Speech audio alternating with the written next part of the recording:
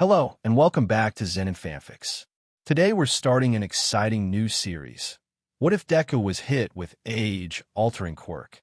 If you enjoy this video, please like and subscribe for more content. The story we're featuring is written by Karina Kamalipa 8 on Wattpad. You can find all the relevant links in the description, so be sure to check out the author's profile and say hello. Now let's dive into the story. A city block still buzzing with police sirens. Best Jeanist, Hawks, and Izuku coordinate via earpieces while splitting up to block the villain. Best Jeanist, calm and focused. The villain escaped with approximately 200,000 yen and fled east. Hawks, Midoriya, maintain perimeter spacing. We can't let him slip through the cracks. Hawks, casually flying overhead, roger that. Gotta say, this guy's got guts. Robbing a bank in daylight almost makes me nostalgic. Izuku, on foot, running along rooftops. He's reckless but efficient. He jammed the surveillance drones and managed to lose the initial response squad in under 3 minutes. Best Jeanist. Then don't underestimate him. He's more than a petty thief. Hawks, scanning from above. Midoriya, I see movement 2 blocks ahead of you. Narrow alley. Could be him. Izuku on it. Izuku changes course and leaps down to the alley, blocking the path just as the villain appears at the exit, panting and sweating, clutching a duffel bag. Izuku, breathing steady, commanding that's far enough. The police are on their way. There's nowhere left to run. Villain, smirking, backing up slightly. Hey, you really think I'm trapped here? Hawks circles above, ready to intervene, watching closely. Izuku, stepping forward, you're outmatched. Just drop the bag and surrender peacefully. Villain, grinning wider. Oh, but I came prepared. Suddenly, he crushes a vial in his hand. Blue smoke explodes into the air around Izuku. Izuku, startled. What? Cough. An NGH can't see. His eyes water, limbs shaking, knees buckling. The world blurs around him. Hawks immediately dives down, wings slashing through the smoke to clear it. Hawks, serious now, dim in it. Midoriya. As the fog dissipates, Hawks lands beside Izuku, but instead of a teenager, a tiny green-haired child lies unconscious on the ground, curled up and coughing softly. Hawks, jaw dropping, frozen for a moment. What the hell? He kneels, lifts the boy gently in his arms. The child whimpers and clings to Hawks' feathers, instinctively. Hawks, softly shocked. Midoriya. Kid, you've got to be kidding me. He activates his calm. Hawks, Jeanist. We've got a situation. Midoriya is down, and he's a kid. Like toddler-sized kid. Best Jeanist, static crackling, confused. Repeat that. Hawks, flying upward. He was hit with something smoke. I think it was a quirk or a chemical. He's unconscious, but breathing. I'm bringing him in. Endeavor and Mirko arrive just after subduing the last of the villain's crew. Best Jeanist meets them at the scene. Endeavor, stoic, looking around. Where's Hawks? Where's Midoriya? Best Jeanist. They split to corner the target, but Hawks just called in something unusual. Midoriya was exposed to a quirk, and apparently, suddenly, Hawks landed near them, wings pulled tight to protect the small bundle in his arms. He looks panicked, more serious than usual. Hawks, urging, guys, we have a problem. Mirko squints.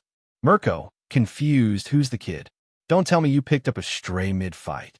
Hawks, grim, this is Midoriya. Silence. All eyes go wide. Endeavor steps closer, his expression tightening. Best Jeanist removes his glasses in disbelief. Best Jeanist. Impossible. That can't be. That's a child. Hawks, nodding, holding the sleeping boy protectively. Same freckles. Same curls. Even mumbled something about All Might and his mom Inko before dozing off. It's him. He got hit by some kind of quirk compound. Mirko, kneeling to peek, holy CRP. He's adorable. I mean, DMN. Look at those chubby cheeks. Endeavor, gruffly interrupting, this isn't a joke. If the villain had a quirk like this, he could target any pro. Turn us all into helpless kids. This is serious. Hawks, I know. That's why I'm taking him to the agency. We need medical analysis. And someone needs to inform the UA right away. Best Jeanist. I'll handle contact with the principal and recovery girl. But be cautious. If word gets out that the symbol of hope is a toddler now, Mirko, standing again, we've got trouble. Endeavor, stepping back, go. We'll handle cleanup. And Hawks, be gentle. He's still a kid, even if he was in a powerhouse yesterday.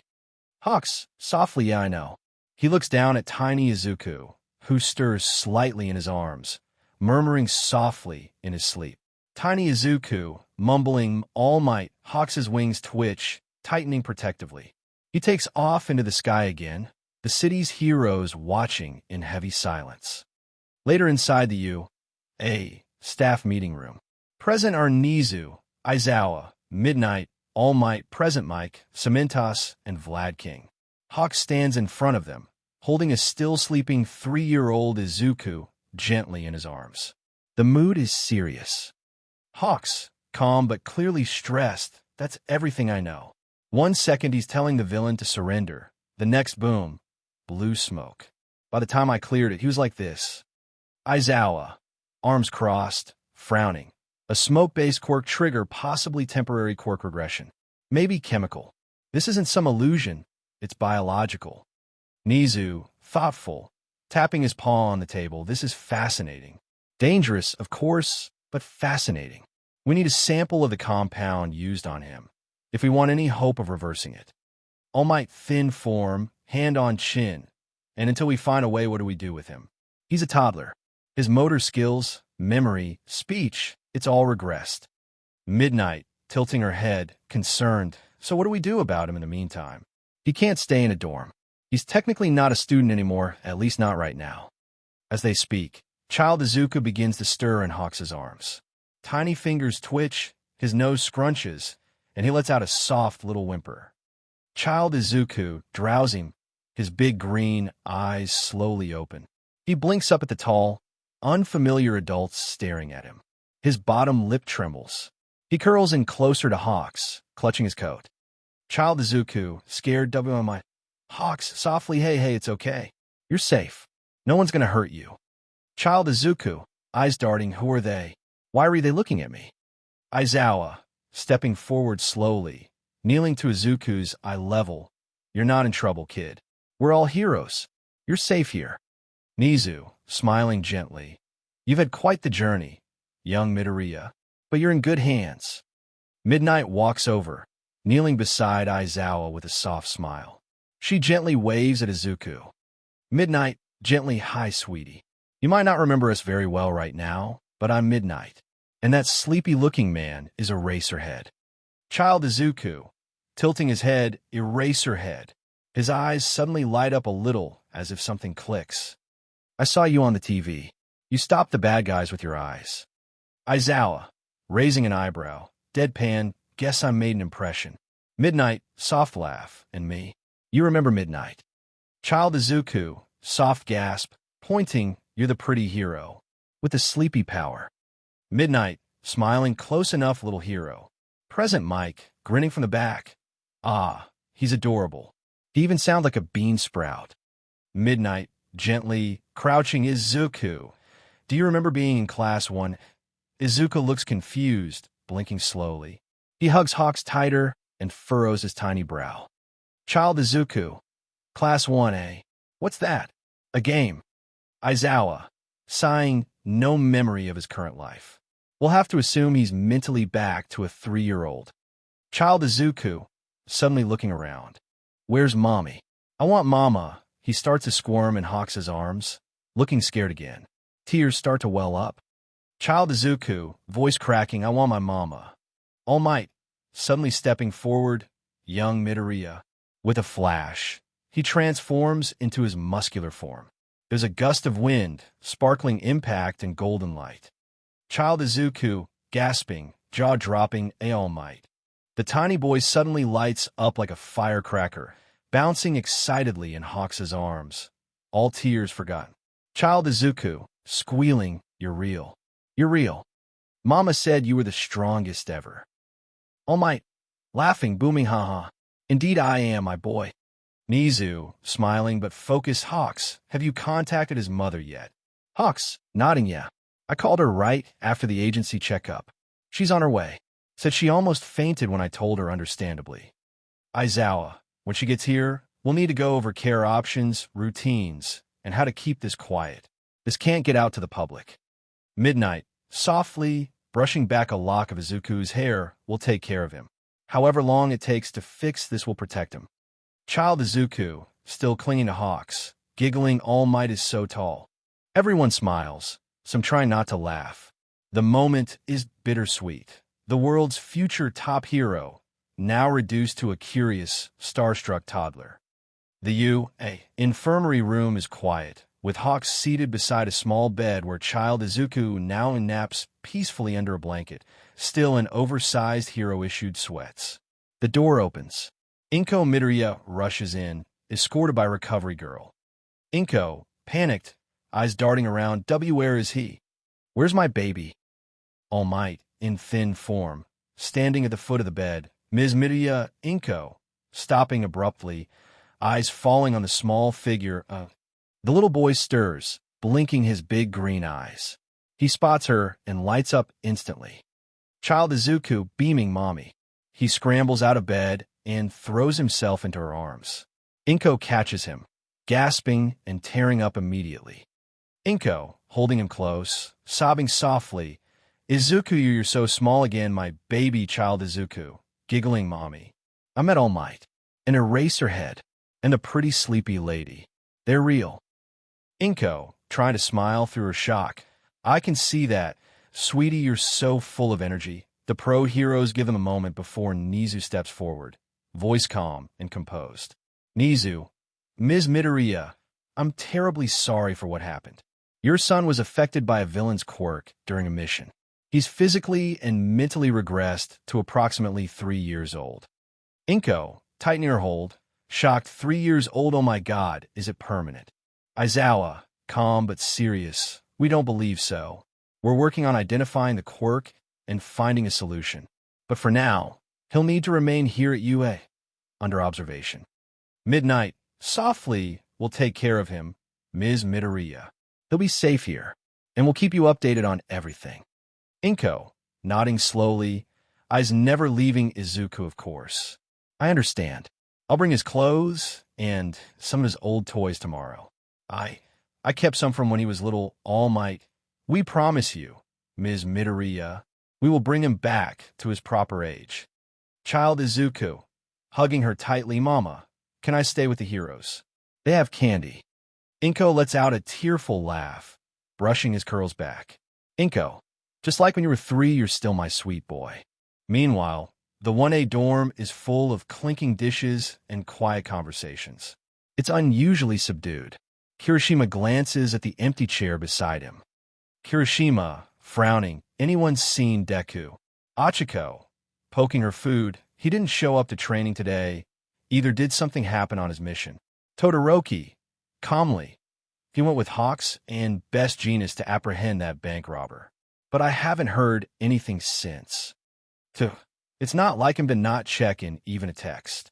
Ida, standing suddenly, I cannot in good conscience allow this uncertainty to continue. I'll contact Mr. Aizawa. He pulls out his phone, but before he can call, footsteps approach. The room falls silent as Aizawa enters, arms crossed, face unreadable. Aizawa, quietly, I know you've all been wondering. Mina, standing up, is Izuku okay? What happened? Siro, where is he? Aizawa, Midoriya was affected by a quirk during today's mission. Ida, a quirk. What kind of quirk? Aizawa, firm, I can't give full details tonight. What I can tell you is that he's alive, safe, and currently under medical observation here at U. Achiko, eyes wide observation. Todoroki, serious, sir, is he hurt? Aizawa, after a pause, he's stable. But it was not a normal injury. The quirk affected him in a way we're still trying to understand. Kirishima, please just tell us something more. Is he awake? Is he scared? Aizawa, looking away for a moment, he's not in pain. But I'll explain everything properly in the morning. For now, I want everyone to get some rest.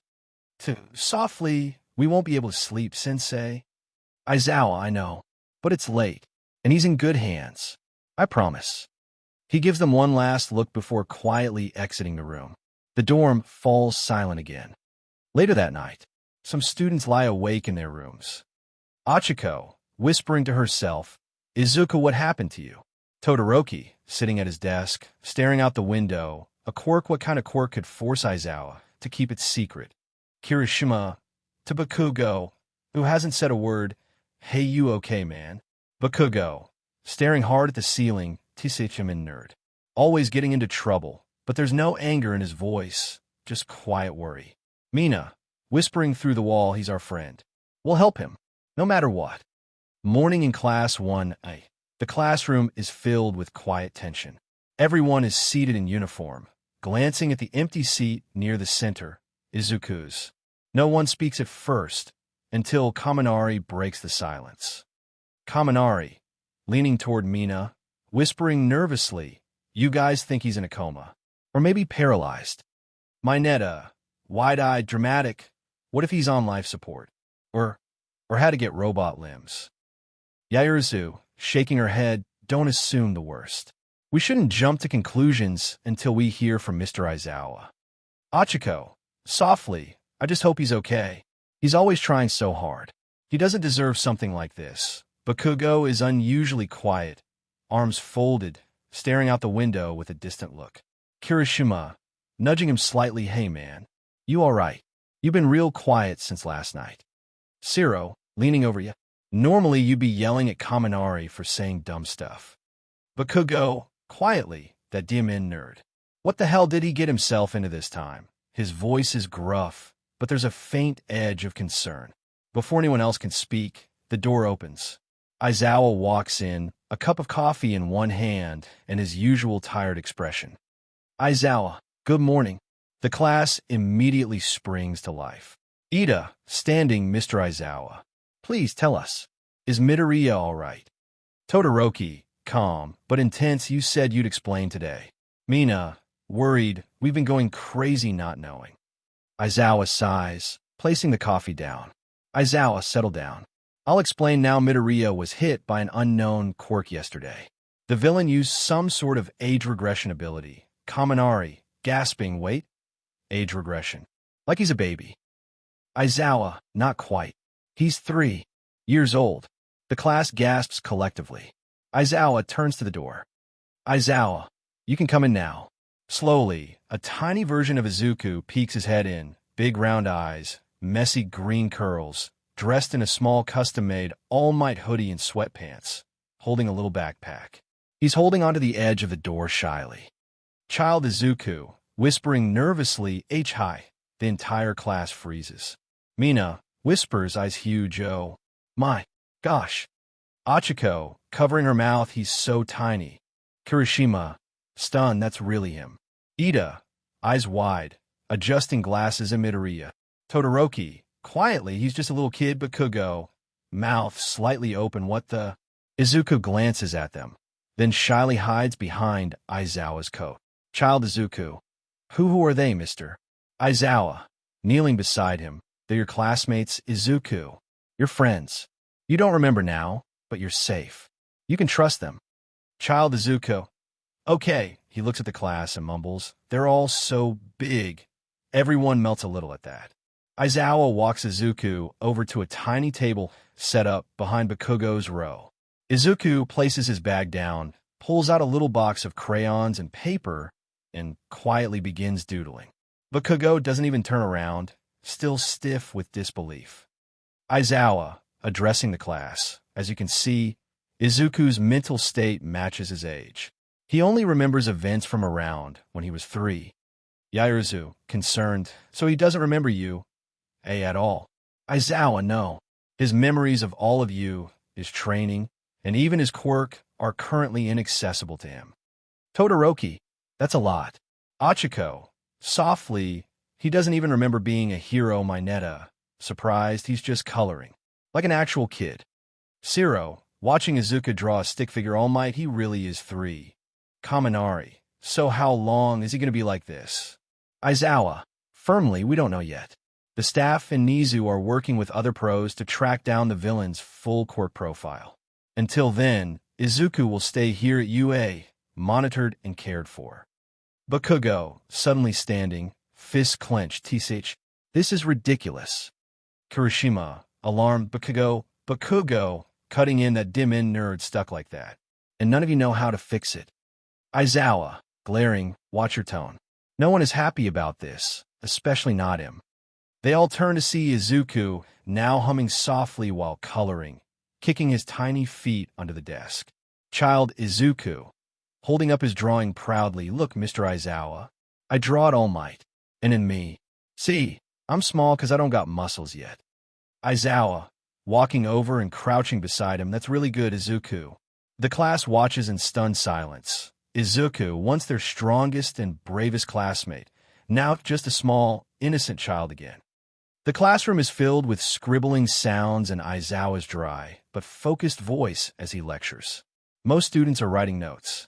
Meanwhile, child Izuku is now wandering around the classroom, his tiny footsteps padding across the floor, looking around in awe.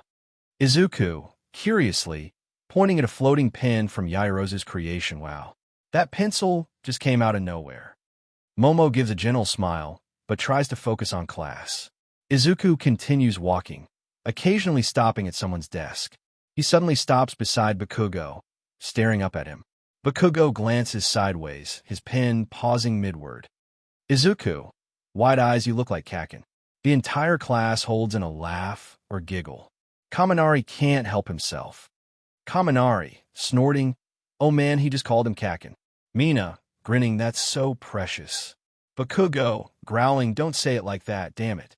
Aizawa, raising a brow, Bakugo, you two were childhood friends, weren't you? Bakugo, grumbling, since diapers. Izuku, eyes lighting up, so you really are Kakin. I remember now. You always go boom boom. The class laughs. Even Todoroki cracks a tiny smirk. Bakugo groans and leans back in his seat, covering his face with his hand. Aizawa, perfect. Then you'll watch over him during class breaks, lunch, and patrol hours. Bakugo snaps upright, like hell I will. Aizawa, glaring, tone flat, you know him best. You're doing it. Bakugo, gritting teeth, tch, this is bull. Izuku, innocently tugging on Bakugo's sleeve, Kakin. What's a patrol? Are we gonna fight bad guys? Bakugo stiffens. The class S again. Aizawa sits down with a tired sigh. Aizawa, exactly. You've got your sidekick now, Bakugo. During break time, Izuku continues his tiny exploration, tottering over toward Todoroki, who is sipping water by the window. Izuku, staring intently. Your hair is really cool. It's white and red. Todoroki, looking down, surprised, thanks. That's how I was born. Izuku, tilting his head, do you have a fire quirk? Or a snow quirk? Todoroki, smiling slightly, both, actually. Fire and ice. Izuku, eyes sparkling, that's so awesome. Can you show me snow? Todoroki, looking around, then lightly makes frost form in his palm here. Izuku, giggling, touching it's cold. But it's not scary. Todoroki gently brushes a bit of snowflake off Izuku's head, visibly relaxing. Izuku then wanders over to Ida, who's organizing his notes.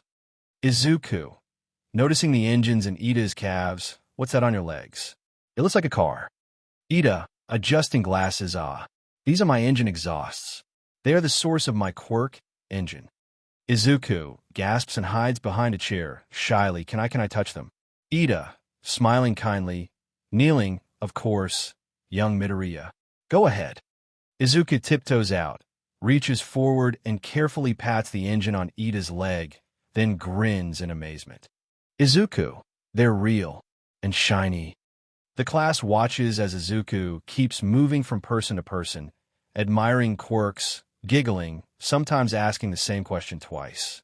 His curious enthusiasm mirrors how original Izuku always was about quirks, just with more innocence. Mina, softly, he's still the same Izuku, just tinier. Zero, and even more obsessed with quirks, if that's possible. Achiko, smiling warmly, he's like our little mascot now. Bakugo, watching from his seat, arms crossed, muttering to a nerd, still can't sit still, but there's a slight fondness in his voice, betrayed by the way he watches Izuku with a guarded expression. The group enters the dorm, and Aizawa gently sets tiny Izuku down. His sleepy green eyes glance around. The class follows quietly. Aizawa, calm but firm, you're all responsible now. Don't let anything happen to him. If he cries, calls for help, gets lost, or even sneezes weird, let me know. Understand. Class 1A, in unison, yes, sensei. Aizawa, good. He exits, the door closing behind him. Izuku yawns and blinks up at the group, clutching his tiny All Might plush. Uraraka gently kneels in front of him. Achiko, ready to see your room, Izuku. Izuku, tilting his head, I have my own room. So, Ribbit, come on, we'll show you. They lead him up the stairs and open his room. Izuku's eyes go wide. It's a museum of All Might. Izuku gasps WHOA. It's All Might everywhere. Look. There's a big one and a tiny one and one where he's punching a robot. He runs in, bouncing onto the bed, holding a figure and smiling like it's Christmas morning. Izuku, is this mine? Momo, chuckling, it's all yours. The older you decorated it yourself. Izuku, beaming, wow, older me is super cool. Kirishima, you sure are, little dude. Izuku pauses, rubbing his belly. My tummy feels empty again till I'll help Momo cook. Ribbit. Achiko, I'll set the table. You sit tight, Izuku, okay? Izuku, saluting cutely, yes ma'am. The scent of warm curry fills the air. Plates are placed on the table one by one. Yaoyorozu makes sure Izuku's plate is smaller, with tiny portions and a little smiley face made of vegetables. Yaoyorozu, here you go, Izuku.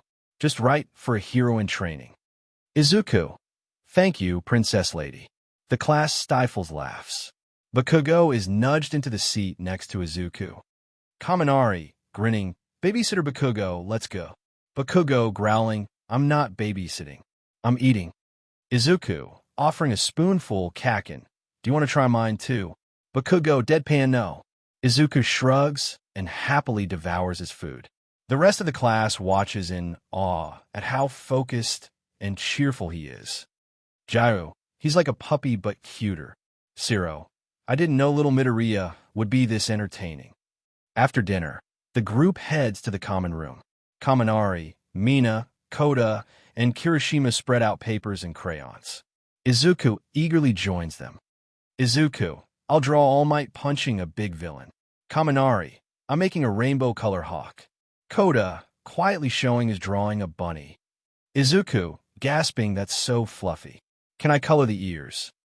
The scene is warm and full of laughter, colors, and soft music playing. Until Izuku, after drawing, toddles toward Bakugo, holding up a crayon drawing of the two of them in costumes. Izuku, hopeful Kakin, want to color with me? Look, I made us heroes together. Bakugo, irritated, no, I don't do baby stuff. Go away. Izuku, blinking, startled, but I just wanted to play Bakugo. Did you not hear me? Don't come near me with that crayon CRP. Izuku's hands drop the drawing. His lip trembles. Tears fill his eyes. Izuku, softly, Kakin really doesn't like me again. The living room falls into a heavy silence. Izuku's small hands tremble as he clutches his drawing. His voice cracks, cheeks streaked with tears. Izuku, sobbing, Kakin really does hate me just like before. I don't get it. Am I really that ugly and weak? Is that why you always call me Deku? Because I'm useless. His voice shakes. The room feels frozen. Izuku, crying, I guess I don't deserve friends at all. He turns and runs toward the stairs. Achiko reaches out. Achiko, Izuku, wait. But he's already gone, the small patter of his feet echoing as he slams the door shut upstairs. Silence. Kaminari murmuring, that was brutal. Kirishima, angry, Bakugo, what the hell, man?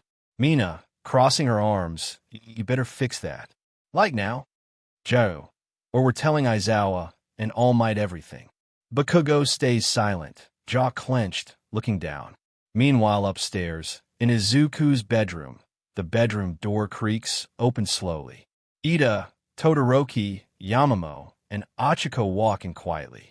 Izuku is curled on the bed, hugging his All Might plush tightly. His face is buried, shoulders shaking. Achiko, gently Izuku, can we come in? No response, just a small sniffle.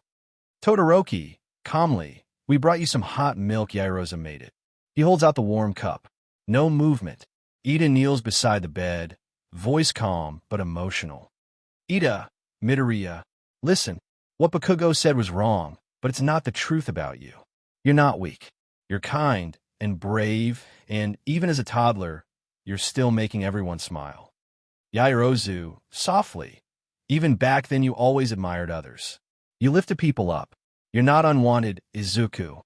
Izuku, whispers into plushie, but he called me Deku again, Achiko, placing a hand on the bed, I know. But did you know we use that name differently now? Izuku, huh? Achiko, smiling gently, Deku doesn't mean useless anymore. It means you can do it. That's how we see you. Because you always try, no matter what.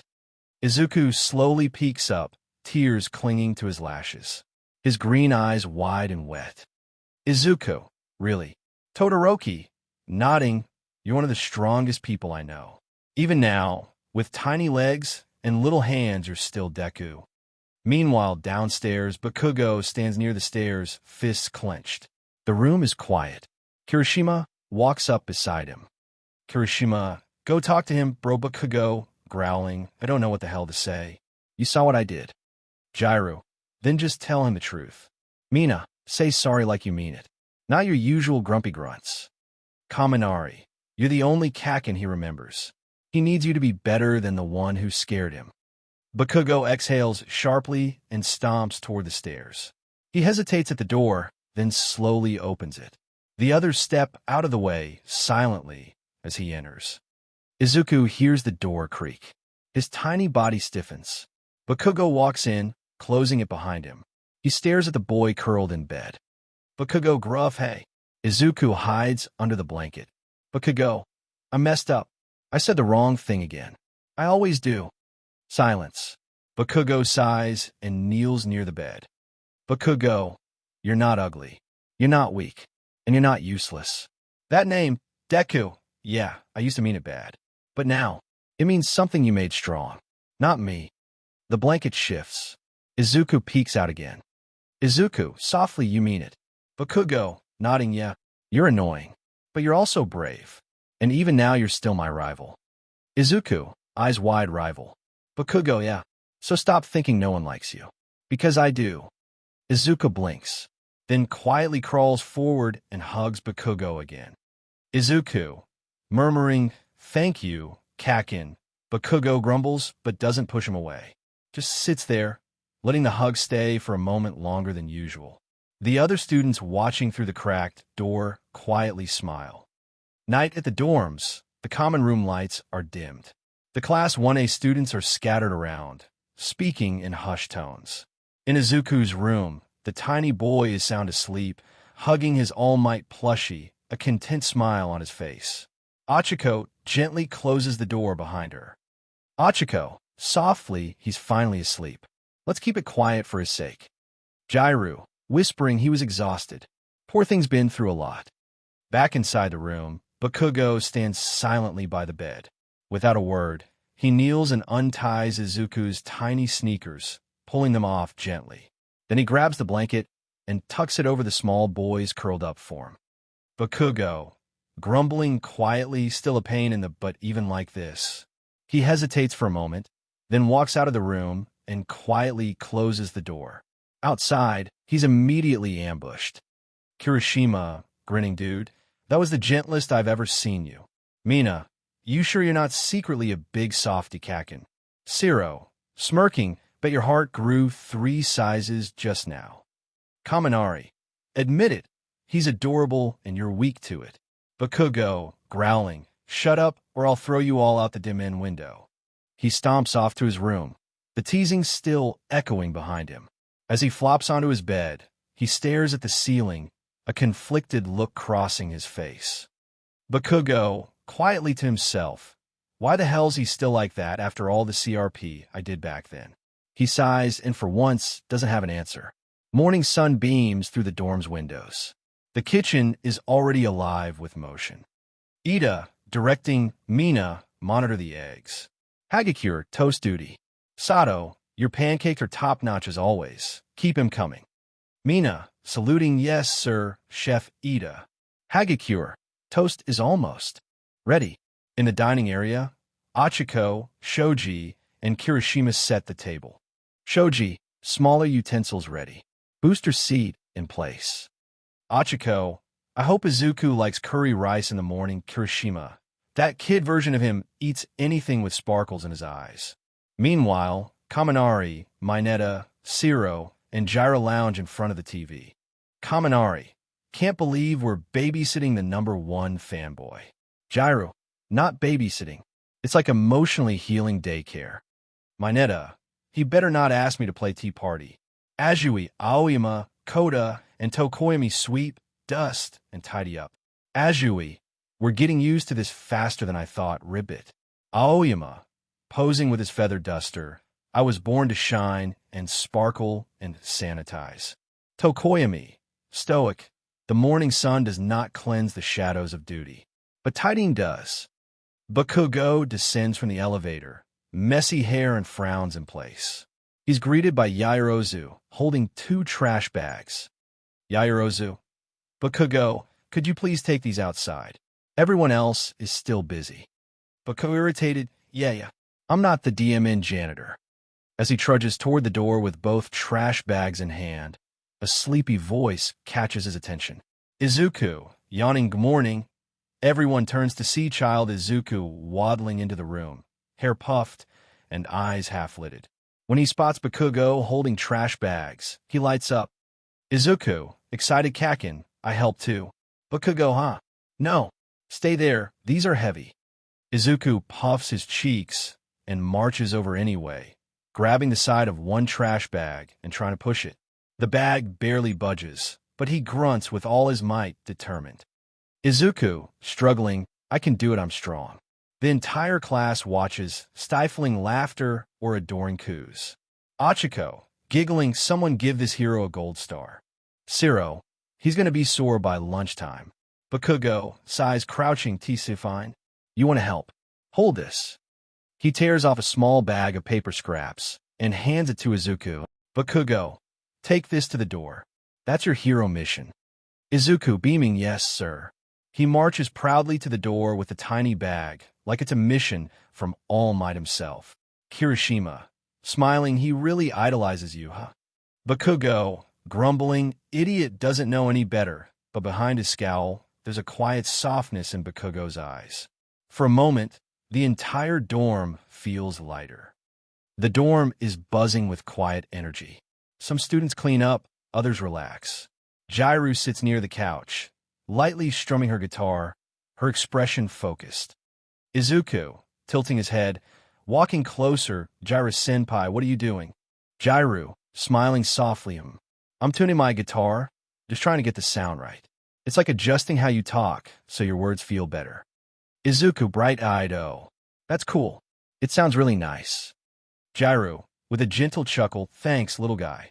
While Jiraiya continues strumming, Izuku's eyes wander. He spots a phone on the table and, curious, picks it up. He unlocks it easily, thanks to Ida's simple pattern, and stumbles onto a puzzle game. He starts playing, confused at first, then giggling at the sounds and colors. Izuku, muttering to himself, huh?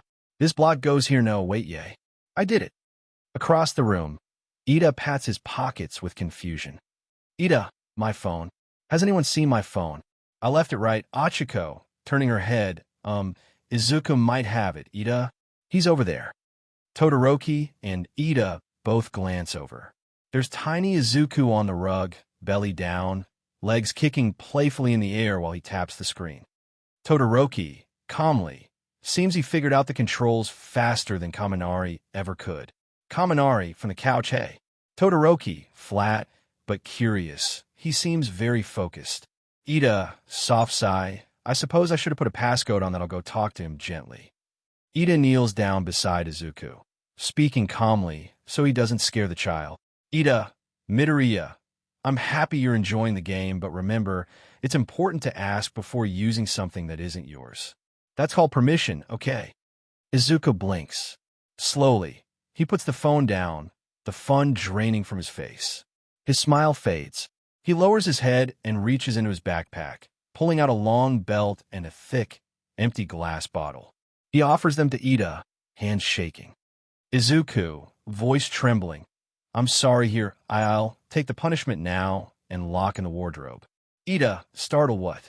Izuku, what are these for? Izuku, sniffles, avoiding his eyes. Papa used those when I was bad, or when I touched stuff I shouldn't. He said bad kids don't deserve kindness, only punishment. A heavy silence falls. Jiru's guitar falls silent. Kaminari's usual grin vanishes. Achiko covers her mouth in shock. Kirishima clenches his fists. Even Bakugo stiffens, his eyes narrowing.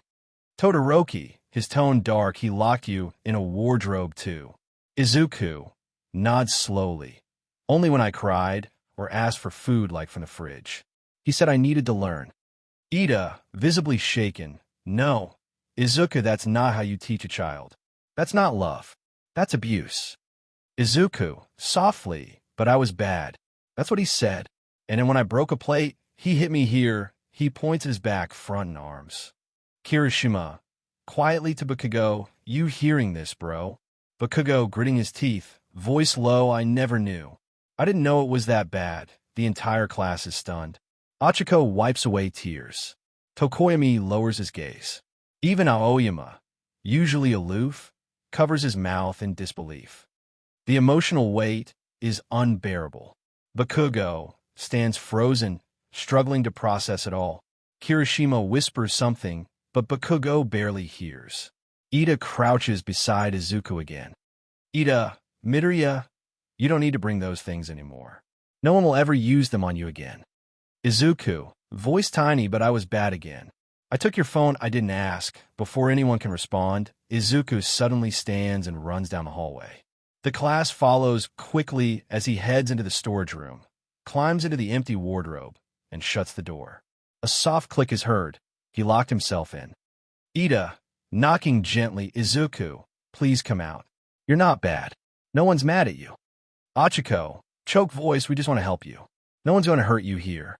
Izuku, voice muffled, from inside, I'll be okay. I just need to stay here. I deserve this. I made Ida-senpai upset. Kirishima, to Ida, quietly. We need to get him out of there. He's traumatized, man. This isn't just a habit. It's fear.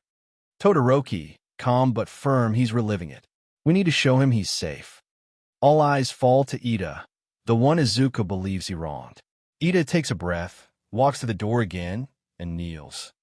Ida, softly, Midoriya, you didn't make me upset. You made me worried, that's all. You're not bad. You're loved. No one should ever have hurt you like that. Please come out.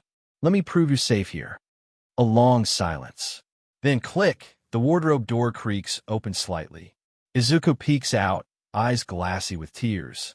Ida opens his arms, and after a moment's hesitation, Izuku stumbles into his chest. The class breathes a soft sigh of relief. The Class 1A common room is filled with quiet voices. Some sit on the couch, others on the floor, all processing the revelation of Izuku's trauma. The once cheerful atmosphere now feels heavier. Mina, voice small, he's just a baby right now, but hearing how his father treated him, he really didn't know it was wrong. Azui, softly, because he was too young, too innocent. Jiru, arms folded, voice low, he thought he deserved it. That's what hurts the most. Koda nods silently, hands clenched tightly in his lap. Achiko, frowning, looking at her hands, he's always been like this, hasn't he? Even when he was a teenager, always smiling, acting like nothing was wrong.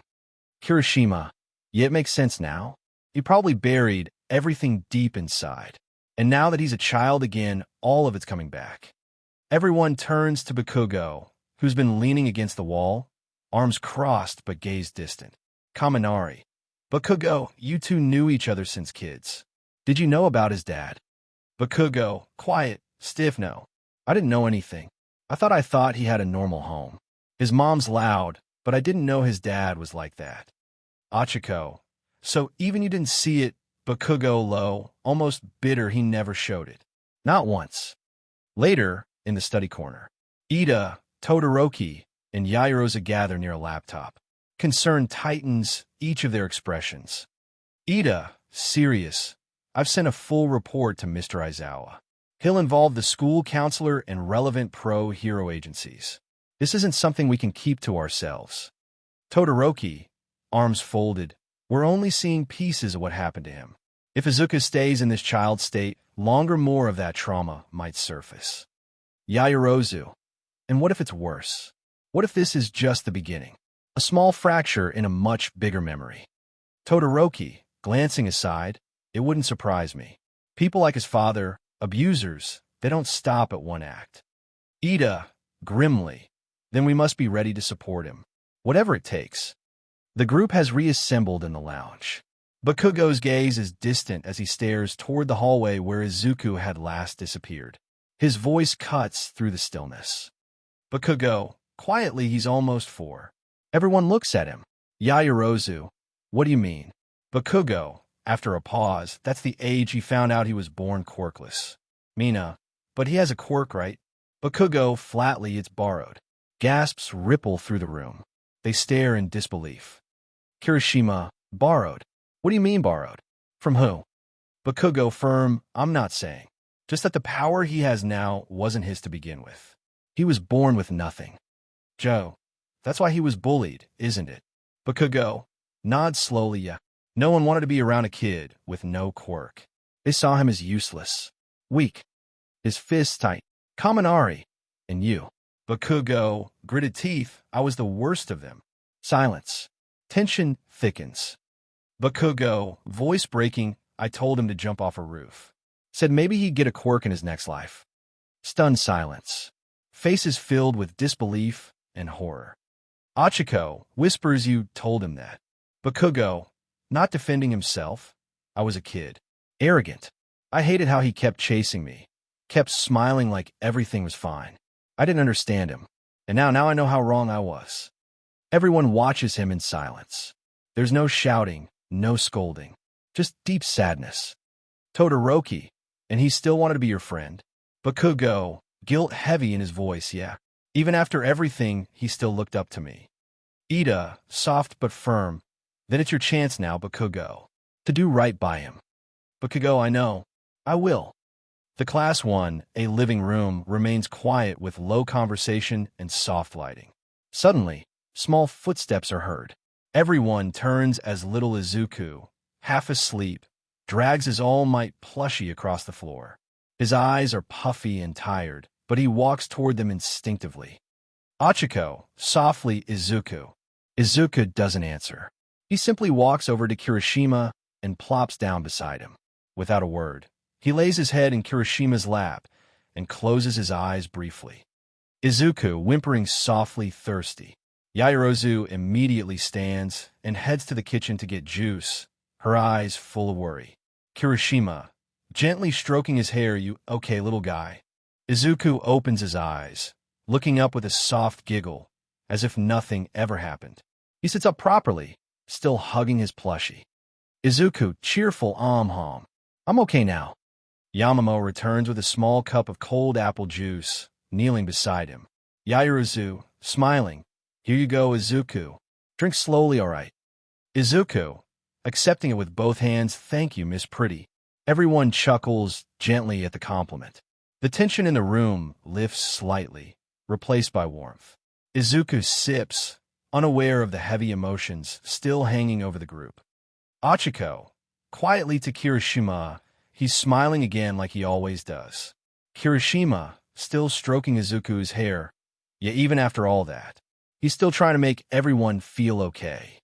Izuku sits on the carpet, juice in one hand, plushie in the other. Kaminari, curious and blunt, finally speaks up despite the looks he gets. Kaminari, awkwardly scratching his head, Hey, Izuku, can I ask something? Jairu, Denki, Kaminari, quickly just one thing. I just want to know, why did you want to be friends with Kakin? Everyone freezes. All eyes go to Kaminari, some narrowing, others wide with silent disbelief. Mineta elbows him, and Mina and Jairu already have their hands raised to bonk him. Bonk, bonk. Kaminari, rubbing his head, ow. What? I just wanted to know. Izuku blinks, tilts his head, and looks at Bakugo across the room. He smiles sweetly, his little legs kicking softly against the floor. Izuku, quietly because I idolized Kakin. Everyone is quiet. Bakugo's eyes widen slightly. Izuku, innocent, honest, he's strong, really, really strong. And cool. And he was my only friend. Even if he got mad, even if he yelled, I didn't want to lose him. He looks down, hugging his plushie. Izuku, softly, even when Kakin said he hated me, I still loved him. Always. I always forgive him. Bakugo's mouth opens slightly, but no words come out. His gaze trembles as he quickly looks away, wiping his eyes with the back of his hand. He doesn't want them to see. Mineta, softly, in awe, you're too good, man. Mina, murmuring, he really meant it, that love. That forgiveness. Jairu, quietly, that's Deku for you. Achiko wipes a tear and smiles warmly. Ida gently adjusts his glasses to hide the way his vision blurs. Kirishima gives Bakugo a side glance, his expression thoughtful.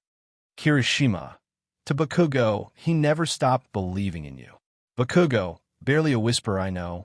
Silence follows, not out of discomfort, but deep respect. A small boy in pajamas just reminded them what love, forgiveness, and true strength really looked like. The dorm is quiet, blanketed in stillness. Moonlight pours through the window of a small bedroom. Child Izuku tosses in his sleep, clutching his All Might plush tightly. His brows knit, sweat gathers on his forehead. His breathing quickens. Flashback, nightmare. The scene is dark and violent. Hisashi looms over a much younger Izuku, yelling with rage. Inko shields Izuku with her body, bruised and trembling. Hisashi, yelling, why were you even born if you're just going to be useless? You're no son of mine. Izuku, crying, hiding behind Inko, IGM, sorry. Inko, protectively, don't touch him, Hisashi. He's a child. Hisashi, growling, and a disgrace. He throws something. Glass shatters. Izuku flinches, his small hands trembling as tears stream down his face. Flashback ends. Izuku gasps and jolts upright in bed, his tiny hands clutching the plushie tightly. His eyes are wide, cheeks damp with tears. He curls up into himself, sobbing quietly. Izuku whispering, Mom, I'm scared. He wipes his tears with his sleeve, sniffling. After a moment, he slowly climbs out of bed, dragging his plushie with him. Izuku walks down the hallway barefoot, stopping at one door after another. He knocks softly at each, whispering. Izuku, softly, Achiko. Kakin. Kirishima. No answer.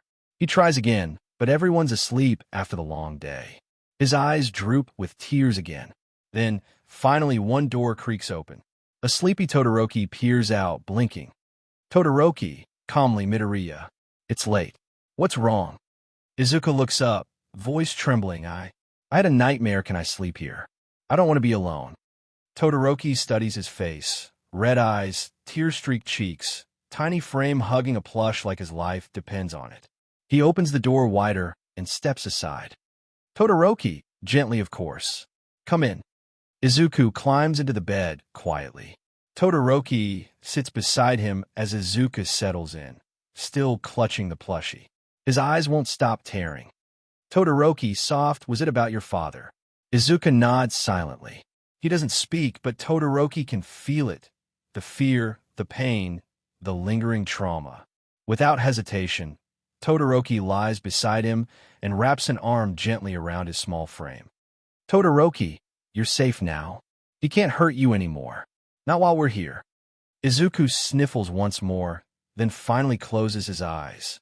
His breathing slows as warmth and comfort begin to settle over him. Izuku, barely audible, thank you, Sho. Todoroki feels the name, soft, childlike, trusting. He pulls the blanket over them both. Todoroki, quietly, sleep well, Midoriya. The night remains still, But now, in Todoroki's room, there is peace. The pain of the past is still there, but for now, it doesn't win. Morning the sun is barely up when chaos breaks out inside the Class 1A dorm. Doors open, footsteps rush through the hallways, and worried voices fill the air. Kaminari, frantic, his bed's empty. He's not in the room. Achiko, worried, he's not under the bed or in the closet either. Juru, checking a wardrobe. Did anyone check the common room already? Sato, checking drawers. Could he have gone to the bathrooms? Mineta, climbing a chair. What if he climbed into the cabinets? He's tiny. Yaoyorozu, Ida, Azui, and Siro sweep through the bathrooms. Yaoyorozu, check every stall and under the sinks. Ida, try to stay composed. We must remain calm and thorough. Izuku is just a child right now. Azui, quietly concerned, he wouldn't run off without saying something. Siro, what if he got scared in the night? The tension keeps rising.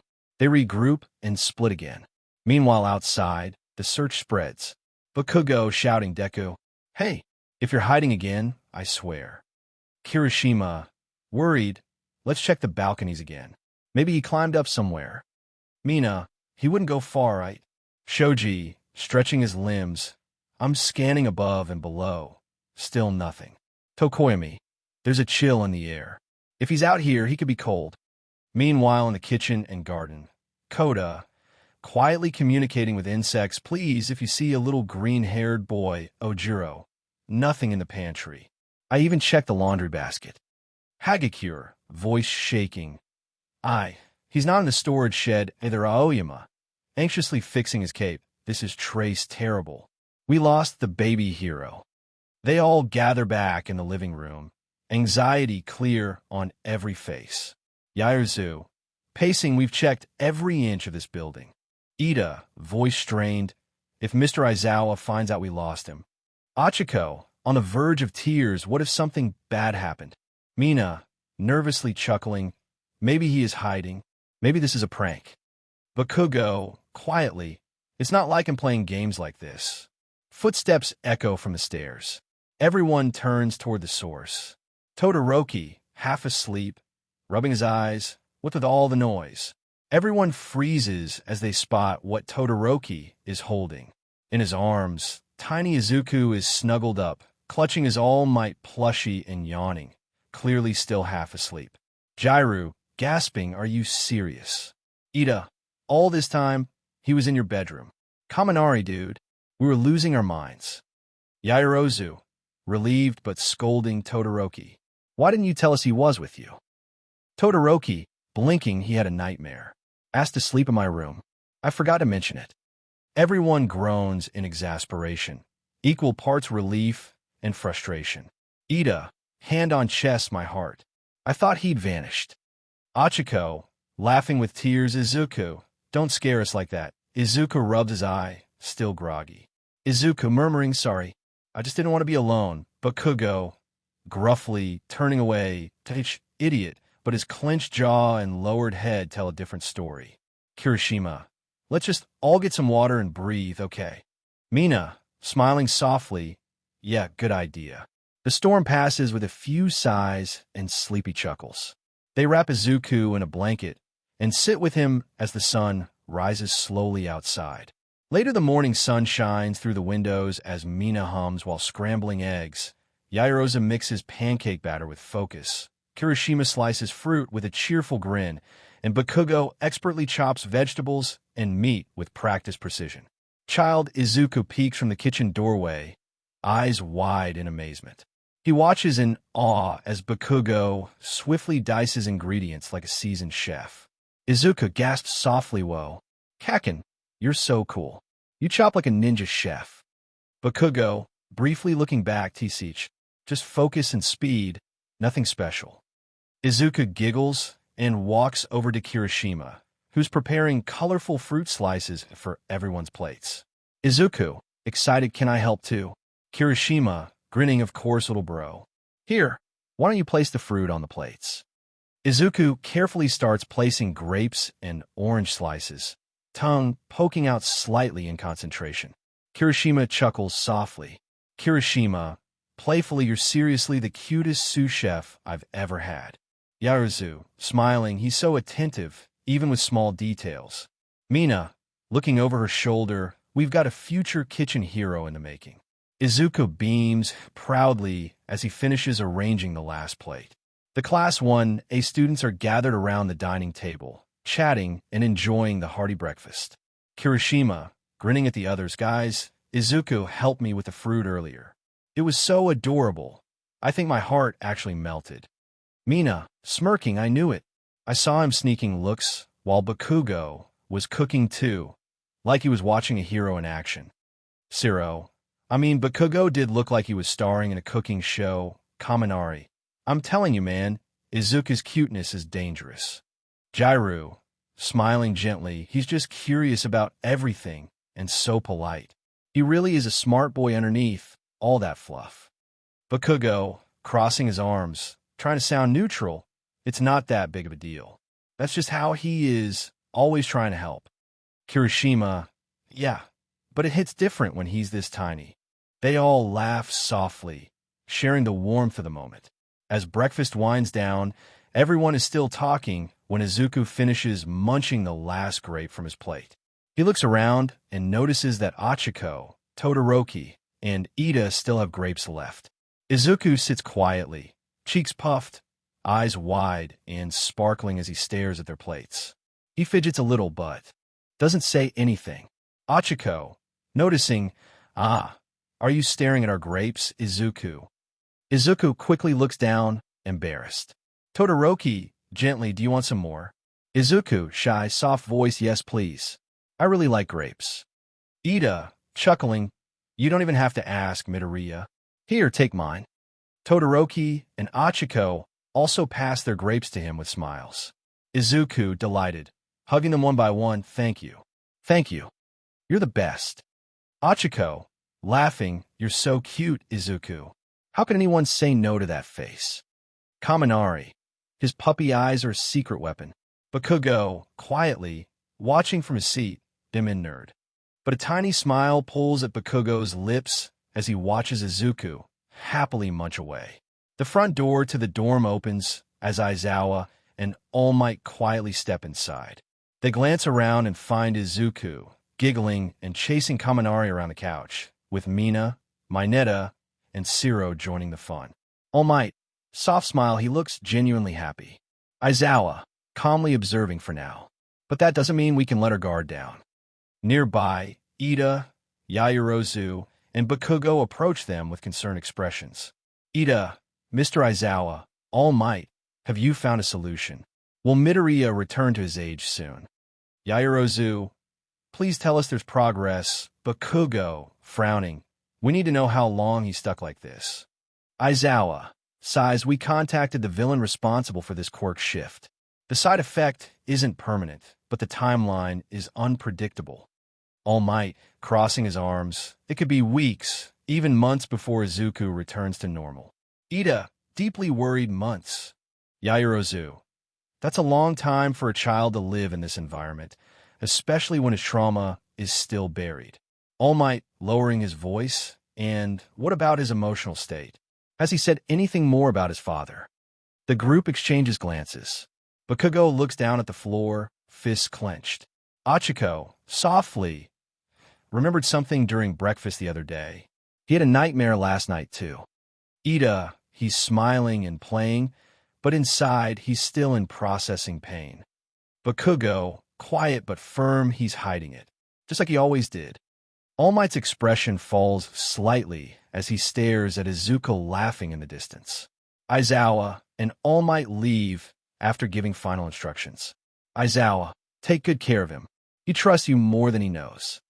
Back in the common room, Izuku is now dashing through the lounge as Kaminari chases him, pretending to be a monster. Kaminari, playfully roar, I'm coming for your grapes. Izuku, laughing now, not my grapes. Mina, Shiro, and Mineta join the game, and soon they're running circles around the couches. On the side, Aoyama, Jairu, Ojiro, Hagakure, and Tokoimi are watching them and laughing. Jairu, Izuku's laugh is seriously contagious. Aoyama, Dramatic, truly, his sparkle shines brighter than before. Ojiro, smiling. It's nice seeing everyone relax for once. Hagakure, he brings out the best in people, doesn't he? In the kitchen, Achiko and Tsuyu are cleaning up the breakfast dishes. Achiko, he asked for more grapes earlier. I gave him mine. He hugged me like I gave him a treasure. Tsu, he's affectionate, but there's sadness underneath it, ribbit. Outside the laundry room, Shoji and Koda silently hang clothes, both occasionally glancing toward the window, where Izuku's laughter echoes. Shoji, softly, I hope he stays this happy, at least while he can. In the dining area, Bakugo, Kirishima, Ida, Yaoyorozu, and Todoroki sit quietly, each lost in thought. Todoroki, quietly, he said his father called him useless, that he was ashamed to have him as a son. Yaoyorozu, clutching her mug, that's beyond cruel, it's inhumane. Ida, firmly, I wish we knew earlier. We could have helped him before it got buried so deep. Kirishima, Izuku never showed it. He just kept smiling. Bakugo, voice low, that's what makes it worse. He was carrying all of that alone. They sit in silence for a moment, the sound of Izuku's laughter in the background both warming and breaking their hearts. In the common room, Child Izuku is seated comfortably on the couch, his little legs swinging as he watches a laptop. On the screen, an old video of All Might's rescue scene plays, the one where he saved hundreds with his signature smile. Izuku's eyes sparkle with admiration. Izuku, soft giggle. Wow, All Might is so cool. Kaminari, leaning over the couch, chuckling, dude, that's like the 5th time he's watched that same scene today. Jairu, frowning, Kaminari, let him be. Achiko, gently, he looks so happy just watching it. Mina, yeah, it's like his little comfort show. They all glance at Izuku, who's clapping happily when All Might strikes his iconic pose on screen. His cheeks puff with awe. Meanwhile, Bakugo, sitting nearby, narrows his eyes in thought. His expression darkens slightly as something clicks in his mind. Bakugo, quietly, his birthday's coming up. Ida, turning, Midoriya's birthday. Bakugo, sternly, when he turns for he'll find out. Yozu, soft gasp that he was born quirkless Bakugo, and we all know how that affected him the first time. Ida, frowning, emotionally, it could be devastating for him, especially at this young, sensitive age. Should we say something beforehand? Achiko, I don't know if we should lie, but we can't let him be crushed either. They glance back at Izuku, now cuddling a pillow and still smiling at the screen, unaware of the growing storm inside the older students. Outside the dorm, the late afternoon sun shines warmly. Todoroki stands at the edge of the training yard, focused as he shifts between bursts of ice and controlled flicks of fire from his hand. Steam rises gently from the grass.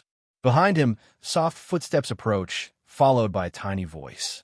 Izuku, Todoroki, what are you doing? Todoroki turns, slightly surprised. Izuku stands there with curious eyes, his plushie tucked under one arm.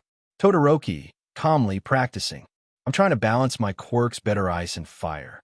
Izuku, wide-eyed, wow, that's so cool. You can make snow and fire like a dragon. Todoroki lets out a small chuckle at the comparison. Izuku watches with awe as Todoroki shows him a small, harmless flame. Izuku, I hope I get a quirk when I turn 4 too. Todoroki, blinking, you don't have one yet. Izuku, shaking his head, nah, but Mama says maybe soon. I hope I get a pulley quirk like hers, or maybe I can go boom like my dad. Todoroki's smile fades slightly as Bakugo's words echo in his head. Izuku was born quirkless. His power it's borrowed.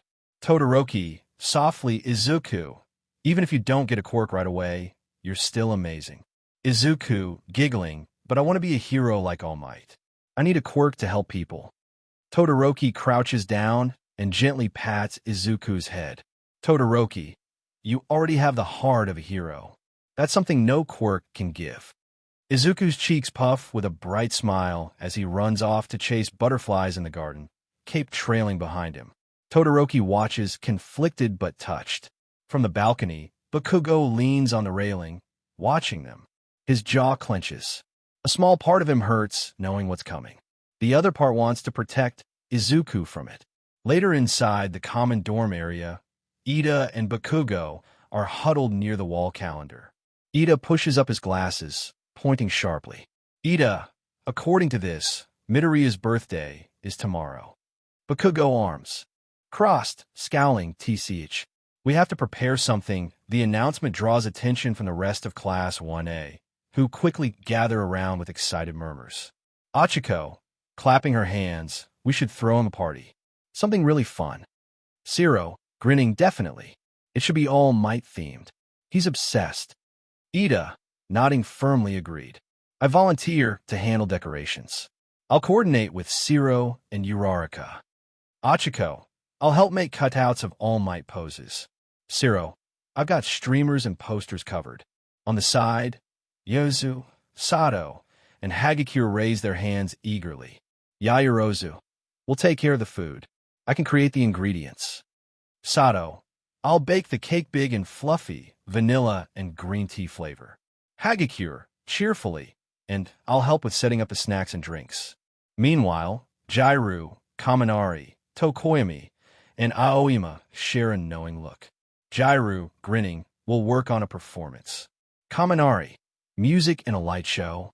Right, Aoyama. Aoyama, sparkling, bien sûr. We shall dazzle him with our brilliance. Tokoyami, nodding, I will contribute a dramatic atmosphere. Everyone laughs. The mood is light and exciting.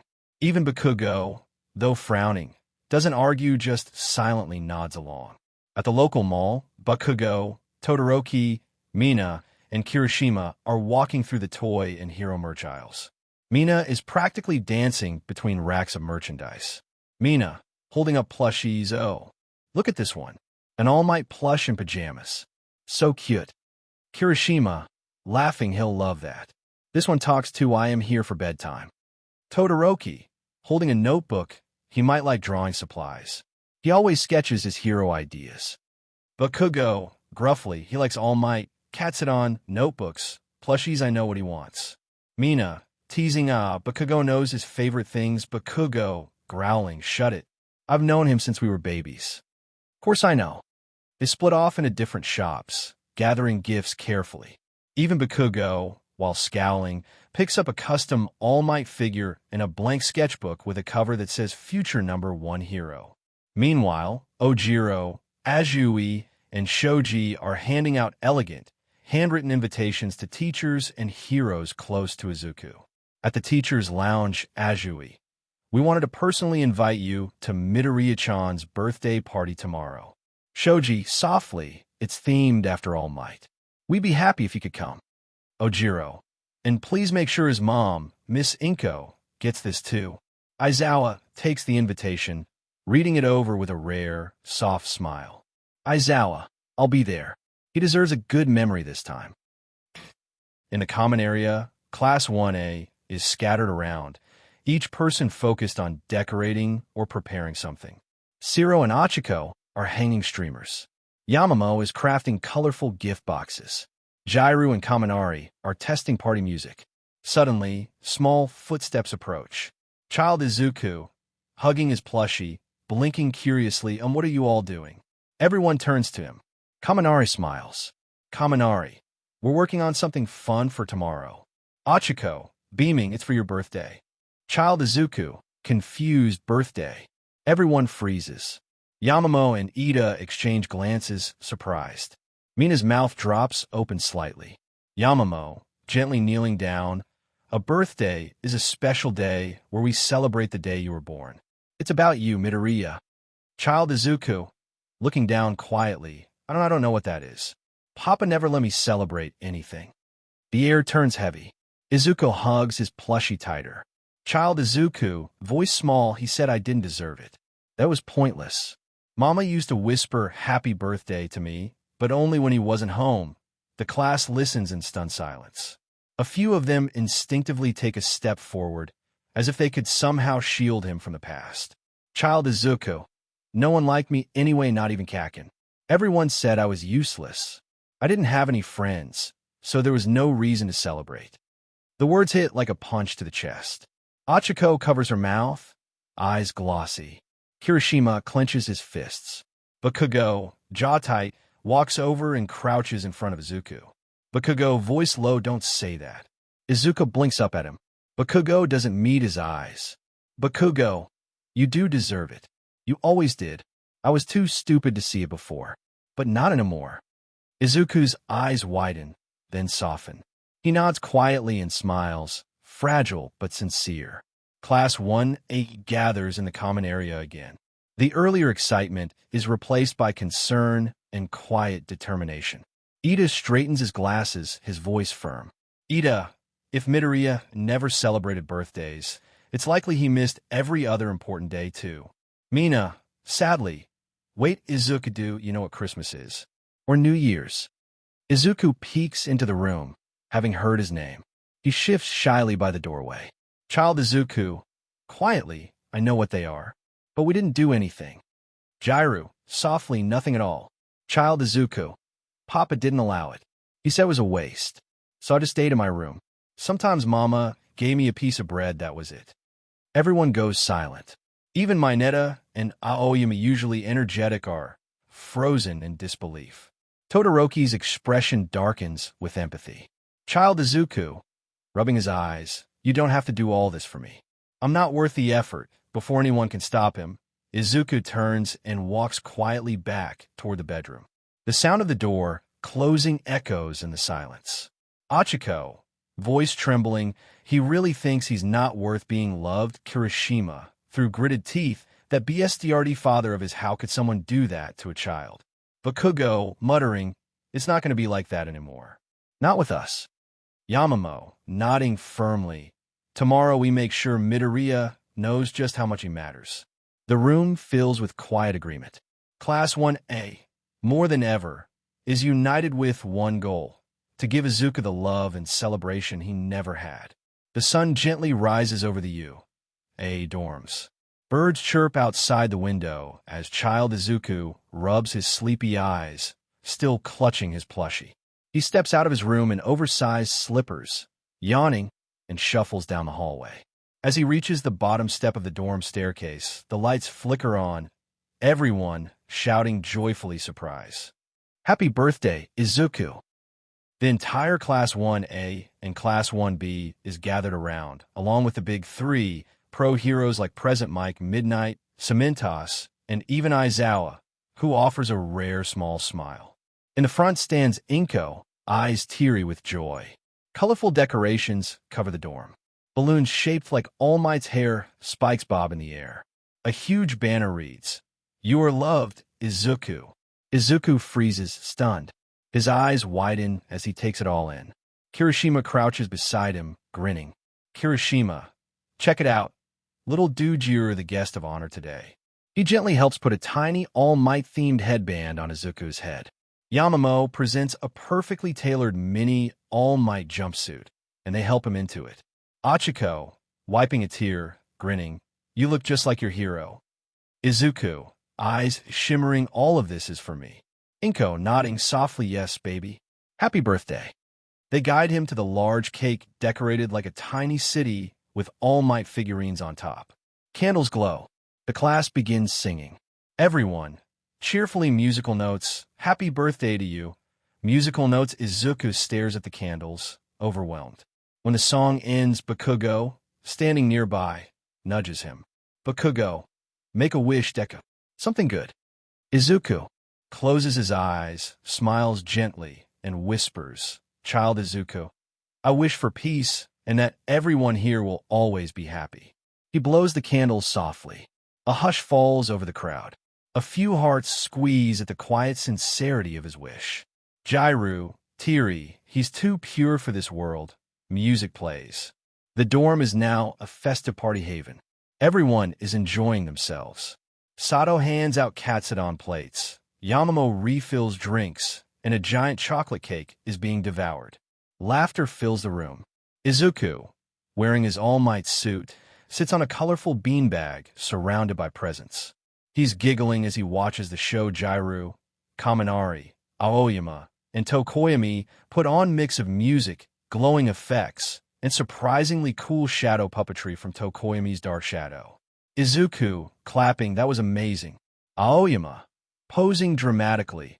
Only the best for our sparkling birthday star. Kaminari, you liked it, little bro. We worked hard. Izuku, I love it. Thank you. Then comes the gift giving. One by one, bags and boxes are placed in front of him. He carefully opens them with growing excitement.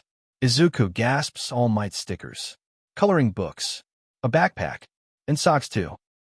Achiko, we all know how much you love All Might, so we kind of went overboard. The class laughs as Izuku tries to hug all his gifts at once. Kirishima helps him gather them up as more presents keep coming. Todoroki, softly, do you like it, Midoriya? Izuku, beaming, I love it. I never had anything like this before. Thank you, everyone. The mood lifts even more. Mina pulls him into a dance. Shoji lifts him up gently so he can feel taller than All Might.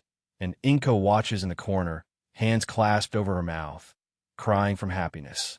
Inko, whispering, you finally got the birthday you deserve. After the party, the lights are dimmer now. The streamers and balloons sway gently in the breeze coming from an open window. The living room is still filled with the afterglow of joy. Everyone stands near the door, saying goodbye to the guests. Ida, bowing, thank you for celebrating Midoriya's birthday with us. It means a great deal. Yaruzu, smiling warmly, we're deeply grateful. Izuku truly enjoyed himself today. Inko, tearing up as she clasps her hands, I don't have enough words to thank all of you. Seeing him smile like that, it's something I never thought I'd see again. She pauses, her voice trembling. He's never had a party. No presents, no candles, just silence or yelling. The room falls quiet. Many glance down in guilt and sadness, especially Bakugo. Mina, softly, that's not going to happen again, Mrs. Midoriya. We'll make sure of it. Kirishima, we'll give him every celebration he missed, and more. Inko, smiling through her tears, thank you for giving my son the happiness I couldn't. She gives a deep, respectful bow before heading out. They watch her leave silently, the weight of her words settling in their hearts. Later that night, the dorm is calm. A few students quietly clean up while others whisper to avoid waking the little one.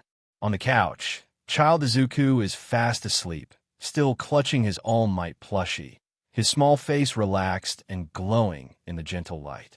Achiko, smiling softly, Kakin, can you carry him? His room's ready. Bakugo, groaning tchy me. Jeru, teasing, oh come on, he obviously likes you the most. Mina, smirking, yeah, we all saw the way he hugged your leg earlier. Kirishima, grinning, don't pretend you didn't like it. Bakugo rolls his eyes with a low, shut up, but walks over without another complaint. He kneels, gently picks up Izuku in his arms. The boy stirs, but doesn't wake. His little fingers curl tighter around the plushie. Jeru, whispering to Mina, hard to believe these two used to throw punches and insults. Mina, it's like he's carrying a second chance. Bakugo carries Izuku to the bedroom, the boy's head resting on his shoulder. Once in the room, he carefully lays him down, pulls the blanket over him, and watches him for a second longer than necessary. Bakugo, quietly to himself, dumb nerd. He turns to leave, hesitates, then softly closes the door behind him. The sun rises warmly over the U.A. training field. Class 1-8 gathers with energy, stretching, and prepping for training. Aizawa walks up, hands in pockets, with All Might beside him in his casual form. Aizawa, calmly, today's exercise will include live combat scenarios with the big three, but we also have a couple of special guests. From behind Aizawa, Eri peeks out timidly, holding her bunny plush. Izuku stands beside Achiko, blinking when he notices her. Aizawa, kneeling slightly, Eri, this is Izuku. He's younger right now, but he's still the Deku you remember. Eri's eyes widen in awe. Izuku fidgets with his sleeves, bashful. Eri, quietly, you saved me, Izuku, blinking I did. Wow. The two children slowly approach each other. Eri hugs her plushie tightly. Izuku offers a crayon he was holding. Their hands brush as they sit in the grass together and begin drawing. Nijire, grinning, they're so precious I might cry. Mirio, laughing, "This is better than any training montage." Tamaki, quietly, "They're like little lights in the middle of the storm." Class 1 members glance over while warming up and can't help but smile. The sight of Izuku and Eri, giggling softly as they doodle, lifts everyone's spirits. True. Nudging Kaminari, "Look how happy he is." Kaminari, "It's like a whole new Deku. He deserves this." The big three enter the mock battlefield, now in villain roles. Aizawa gives the signal, and the training begins. Quirks ignite across the field. Meanwhile, Izuku and Eri remain a distance away, playing with blocks and coloring books under a tree canopy. Then a rustle from the trees. Eri, pausing, "Did you hear that?" Izuku, "Maybe it's a hero in trouble, like in the movies." Their childlike curiosity overtakes their caution. Hand in hand, they follow the sound through the trees, giggling and pretending they're heroes sneaking through the shadows. But their footsteps carry them farther. Deeper, the forest thickens. The light grows dim. Eri, stopping, "Izuku, I think we're too far." Izuku, looking around, "Oh, I think we're lost." Their hands tighten together. The sounds of laughter and quirk blasts are gone. Now, only birds and a low growling wind. They begin to panic. Izuku, teary-eyed, "We have to go back." Eri, whimpering, "I'm scared." Suddenly a loud thud. Then another. The bushes rattle violently. A shadow lumbers into view, a grotesque Nomu, low snarling and twitching. "Izuku, run." They sprint, crashing through branches and leaves. The Nomu snarls louder and begins chasing them. Izuku pulls Eri behind a bush, shielding her with his small body. They tremble in silence, barely breathing. Back at the training field, Kirishima, looking around, "Wait a second, where are the kids?" Everyone stops. Their gazes scan the field. Eri's plush rabbit lies on the grass. Crayons are scattered. Drawings flutter in the breeze. Yorozu, alarmed, "They were just here." Jairu, pointing the forest. Kirishima, worried, "Oh no, don't tell Medhos too went there by themselves." A monstrous roar echoes from within the trees, guttural and inhuman. The group freezes for a split second. But Kogo, eyes narrowing, "That's not part of training." Class 1A, the big three, and the pro heroes immediately mobilize, rushing toward the sound with dread twisting in their stomachs. Mirio, shouting, "Everyone, fan out. Find them." All Might, tense but steady, "Hurry. We have no time to waste." The dark forest echoed with the monstrous growls of the Nomu as Izuku and Eri ran desperately, their tiny feet stumbling over roots and leaves. Their cries for help were swallowed by the trees. Eri, terrified, sobbing, "Izuku, I can't run anymore." Eri tripped, falling hard to her knees. Izuku, out of breath and shaking, turned back without hesitation. He knelt beside her. Izuku, desperate, "No.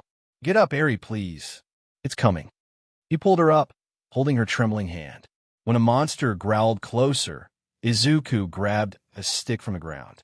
His small hand shook, but he stepped in front of her protectively. Izuku, shouting, voice cracking, "Go away. Leave us alone." He swung the stick wildly. The Nomu didn't flinch. The children turned to run again, but in a blink, the Nomu was already ahead of them. It landed with a thud, blocking their escape. The ground cracked beneath its weight. Eri clung to Izuku's arm, both of them crying now. Eri, "Izuku, I don't want to die." Izuku, voice breaking, "I'll protect you, I promise." The Nomu screeched and lunged. The force of its attack sent both children flying like rag dolls. Their bodies slammed against the trees. BLD trickled down their foreheads as they hit the ground, unconscious. A few moments later, Izuku stirred just barely. His vision blurry, his small body trembling. He pushed himself up slightly with one hand. Izuku, weakly, voice cracked, help us, please, someone." He tried to crawl toward Eri, reaching out his hand with all his strength. Then everything went black. The Nomu grunted and loomed over the unconscious Izuku, grabbing his limp body with one giant claw. Its maw opened, foul breath steaming out as it lifted him toward its jagged teeth. Boom! A fierce blast of fire and sound shattered the clearing. The Nomu staggered back as Bakugo exploded onto the scene, eyes burning with fury. Bakugo, roaring, "Get your filthy hands, OFF him." Bakugo blasted the Nomu in the chest, forcing it to drop Izuku. Ida sped past him like lightning, swooping Eri gently into his arms. "Ida, firm, I've got Eri, get Izuku out of here." Bakugo caught Izuku before he hit the ground, cradling him tightly against his chest for a moment. He didn't say anything, just clenched his teeth and ran. "Kirishima, Kakin, here. Uraraka, give him to me, I'll take him to Recovery Girl." Bakugo passed Izuku to Kirishima and Achiko carefully, as if he might break. He turned back toward the Nomu with rage boiling under his skin. Aizawa, arriving, activating Erasure. "I've got its quirk suppressed. Now." Todoroki, calm but fierce on it. A wall of ice blasted through the ground, encasing the Nomu's legs and arms. It roared in fury, trying to escape. Mirio, smiling, serious, "Let's shut it down." Mirio phased through the ground and struck the Nomu in the gut. As it stumbled, Bakugo launched another massive explosion into its face. Bakugo, furious, "That was for Deku, you piece of trash." Nomu fell with a heavy crash. Silence fell again. Nijire, arriving, worried, "Is everyone okay?" Aizawa, "Get them to Recovery Girl. Now." After that, in the quiet infirmary, Eri stirred first. Her eyes fluttered open, red and swollen. She looked around, then immediately burst into tears. Eri, panicking, "Izuku. Where's Izuku? I didn't mean to go too far, I am sorry." Mirio, kneeling beside her, gentle, Hey, it's okay, Eri-chan. You're safe now." Aizawa, softly, "You're all right. You're brave. Just take a breath." Eri sniffled and wiped her eyes, then looked over to the next bed. There, bandaged and sleeping, was Izuku. "Eri, quietly, he protected me. He stood in front of me with a stick. He told the monster to go away." Mirio, soft smile. "He's always been like that, even without a quirk." Moments later, Izuku stirred. His eyes opened slowly, and he blinked up at the white ceiling. Around him, the faces of Class 1A, his friends, his teachers, all watching him with concern and warmth. Izuku, groggy, whispering, "Am I dead?" Jiru, chuckling through tears, "No, you little idiot, you're not." Kirishima, grinning, "You scared the CRP out of us." Achiko, tearful, "We were so worried." Izuku sat up slightly, still dazed, and his eyes filled with tears. His lips trembled. Izuku, crying softly, "I just wanted to protect Eri, but I was scared and I thought dash." A pair of strong arms wrapped around him suddenly. All Might stepped forward, kneeling beside the bed, embracing him tightly. All Might, voice thick, "You did protect her. You were scared, but you stood up anyway. That's what it means to be a hero, Izuku." Izuku buried his face in All Might's shoulder and sobbed. Izuku, through tears, "I thought no one would come, but you did." Bakugo from the corner, arms crossed, voice low, "Of course we did, damn in, nerd." The room was quiet, warm, safe, and for the first time, Izuku didn't feel alone. Izuku remained wrapped in All Might's embrace, his little fists gripping the fabric of the man's jacket. Slowly, he peeked his teary eyes from All Might's shoulder, glancing at everyone in the room. Class 1, Aizawa, Eri, and the big three all stood around his bed. Their expressions weren't angry, but concerned, tender, protective. Izuku quickly looked away, embarrassed. He sniffled hard and tried to wipe his tears with his sleeve. Izuku, softly, shaky, "Sorry, I didn't mean to mess up. I didn't mean to make trouble." He avoided everyone's eyes, cheeks red. His voice got even quieter. Izuku, choking up, "I'm sorry I'm a burden. I always cause problems. Maybe my dad was right. Maybe I should have never been born." The room went completely silent. Eri gasped, her eyes welling up again. All Might's arms around Izuku tightened slightly. Aizawa closed his eyes with a deep, patient breath. The class all looked shocked and hurt by those words.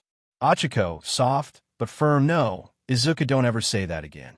Ida, placing a hand on his chest, serious, "You're not a burden. You're our classmate, our friend. You matter to all of us. Mina, teary, biting her lip, you're the sweetest person we know. You got hurt protecting Eri. That's not trouble, that's a hero. Kirishima, stepping forward, seriously, man, if you weren't here, a lot of us wouldn't even have the courage we do now. You give us strength. Jairu, I used to think you were just this quiet, shy nerd, but honestly, you're brave as hell. Tokoyami, deeply, even the smallest light banishes darkness. You are that light. Aizawa, kneeling at the foot of the bed, Midoriya, your father was wrong. Dead wrong. And if I ever meet him, I'll make sure he understands how wrong he was. Izuku's lip trembled again. He looked at them, really looked this time. The warmth in their eyes, the worry, the sincerity. Eri, quietly, I'm glad you were born because you saved me, and you played with me, and you smiled. Izuku covered his face as the tears streamed again. But this time, they weren't all from pain. Izuku, voice cracking, thank you, everyone. The room slowly relaxed as the group sat closer around him, gently. Just being there. A family not by BLD but by heart. Evening came. The dorm lights were on. Class 1A returned home with Izuku. Eri had waved goodbye earlier with a small smile, still a little shaken, but in good hands with Aizawa and Mirio. Now back at the dorm, Izuku sat curled on the couch, hugging his All Might plushie, silent. His feet barely touched the floor. He didn't even look up as the others walked around him. In the kitchen, Yaoyorozu was rolling up her sleeves, determined. Yamamo, to Achiko and Sato, let's make him something warm. Comfort food, and maybe a little cake just enough to make him feel thought of. Achiko, yeah, he loves Katsudan, right? Sato, nodding, I'll get started on the rice. Let's do this. In the living room, Kaminari, Mineta, Shiro, and Mina try their best. Kaminari, grinning, hey Izuku, what do you call a hero who keeps losing his gloves? Mineta, give up. Kaminari, pointing at Mineta, handless man. Shiro, groans, playful, that was horrible, Denki. Mina, laughing anyway, come on, Izuku, at least crack a smile. But Izuku just stared down, his fingers gently gripping the seam of his plushie. His shoulders were low, his bangs hiding his eyes. No reaction. Kirishima, kneeling by him, hey buddy, want to come to the kitchen with us? We're making dinner, just for you. Izuku shook his head slightly. No words. Todoroki, standing behind, you don't have to talk if you don't want to. But we're here. Bakugo leaned against the wall, arms crossed, watching. His eyes stayed on Izuku's face. Yamamo peeked out from the kitchen, whispering quietly to Achiko. Yamamo, his heart still shaken, but maybe once he smells the food, he'll feel a little safer. Achiko, softly, let's make this count then. Something warm. Something that says home. In the background, pots clanged gently. Soft aromas began to rise. Katsudan with extra eggs. Izuku still didn't move much, but his grip on the plushie loosened just slightly. The smell reached him, and slowly, quietly, the smallest flicker of life returned to his eyes. The smell of warm food filled the dorm.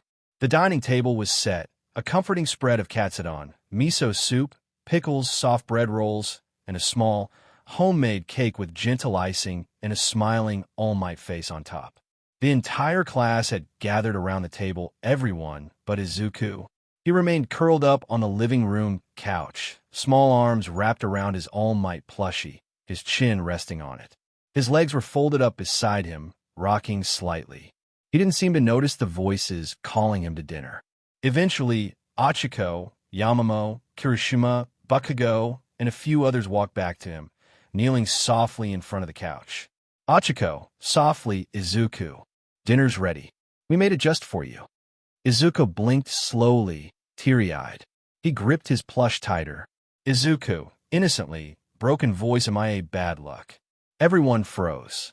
Kirishima's eyes widened, and Yamamo instantly covered her mouth. Even Bakugo's expression shifted, his usual hard glare dimming into something unreadable. Izuku, quiet, shaken, I ruined everything. I made trouble. People got scared. I got hurt again, I always mess up. What if bad things happen because I'm here? His voice cracked. His eyes shimmered big and glassy. Achiko, shaking her head, kneeling closer.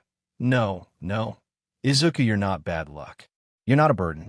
You're amazing. Yamamoto, gently reaching for his hand, please don't think that. We made this for you because we care. You bring us together, not apart. Kirishima, soft, reassuring, you're strong, little bro. You protected Eri. That's not bad luck. That's being a real hero. Izuku's lip trembled.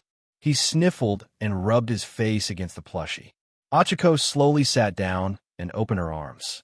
Achiko, smiling warmly, come here. Izuku crawled into her lap without hesitation, curling up like a kitten. His face buried into her shoulder, his small sobs muffled but present.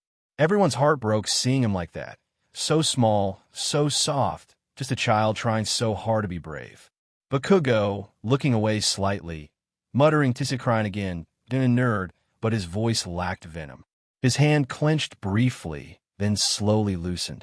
Juro, whispering to Yamamoto, this isn't just sadness, it's years of pain. He really believed he didn't deserve love. Yamamoto, teary, holding Izuku's back gently.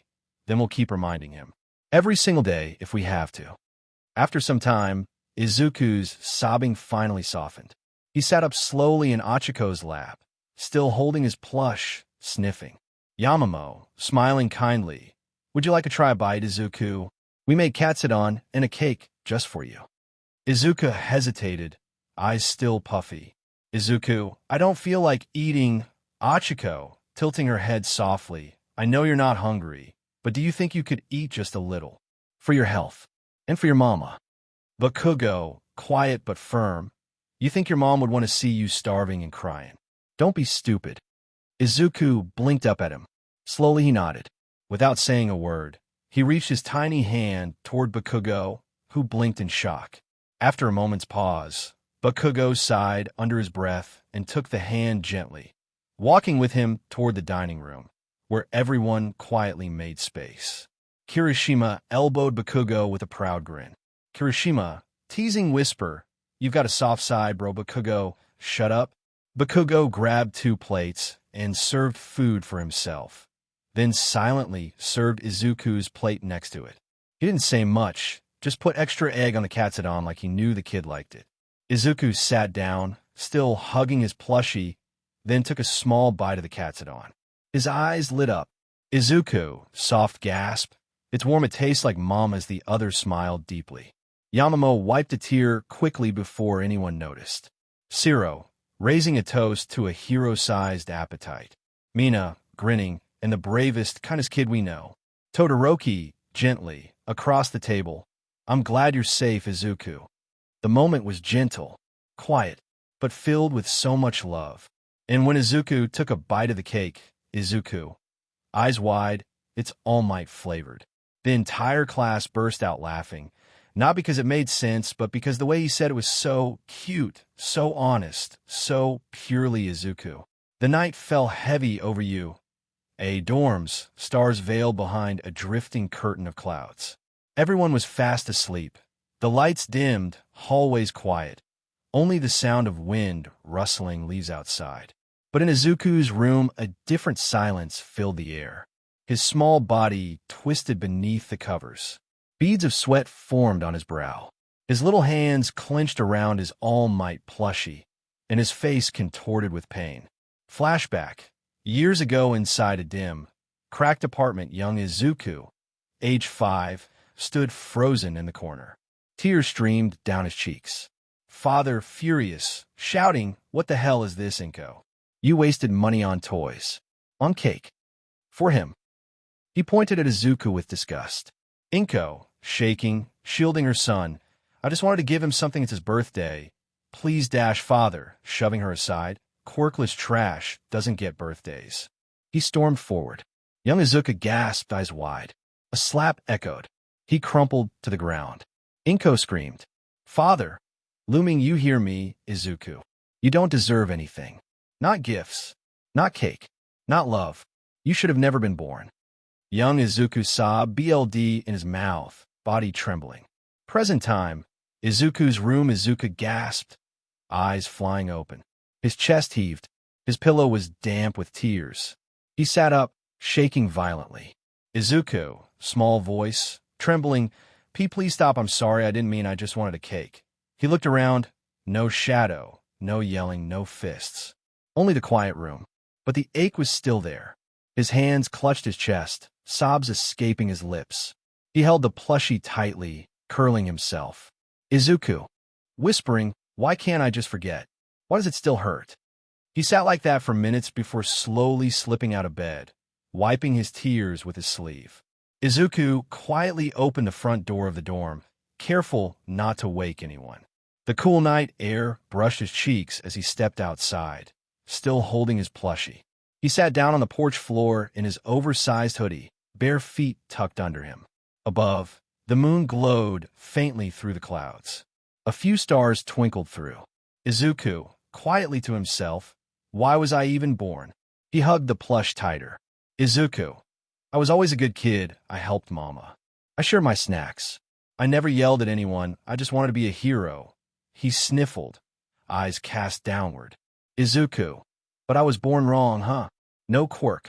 No dad who loved me. Just broken dreams and bruises. A breeze passed by, brushing his messy green hair.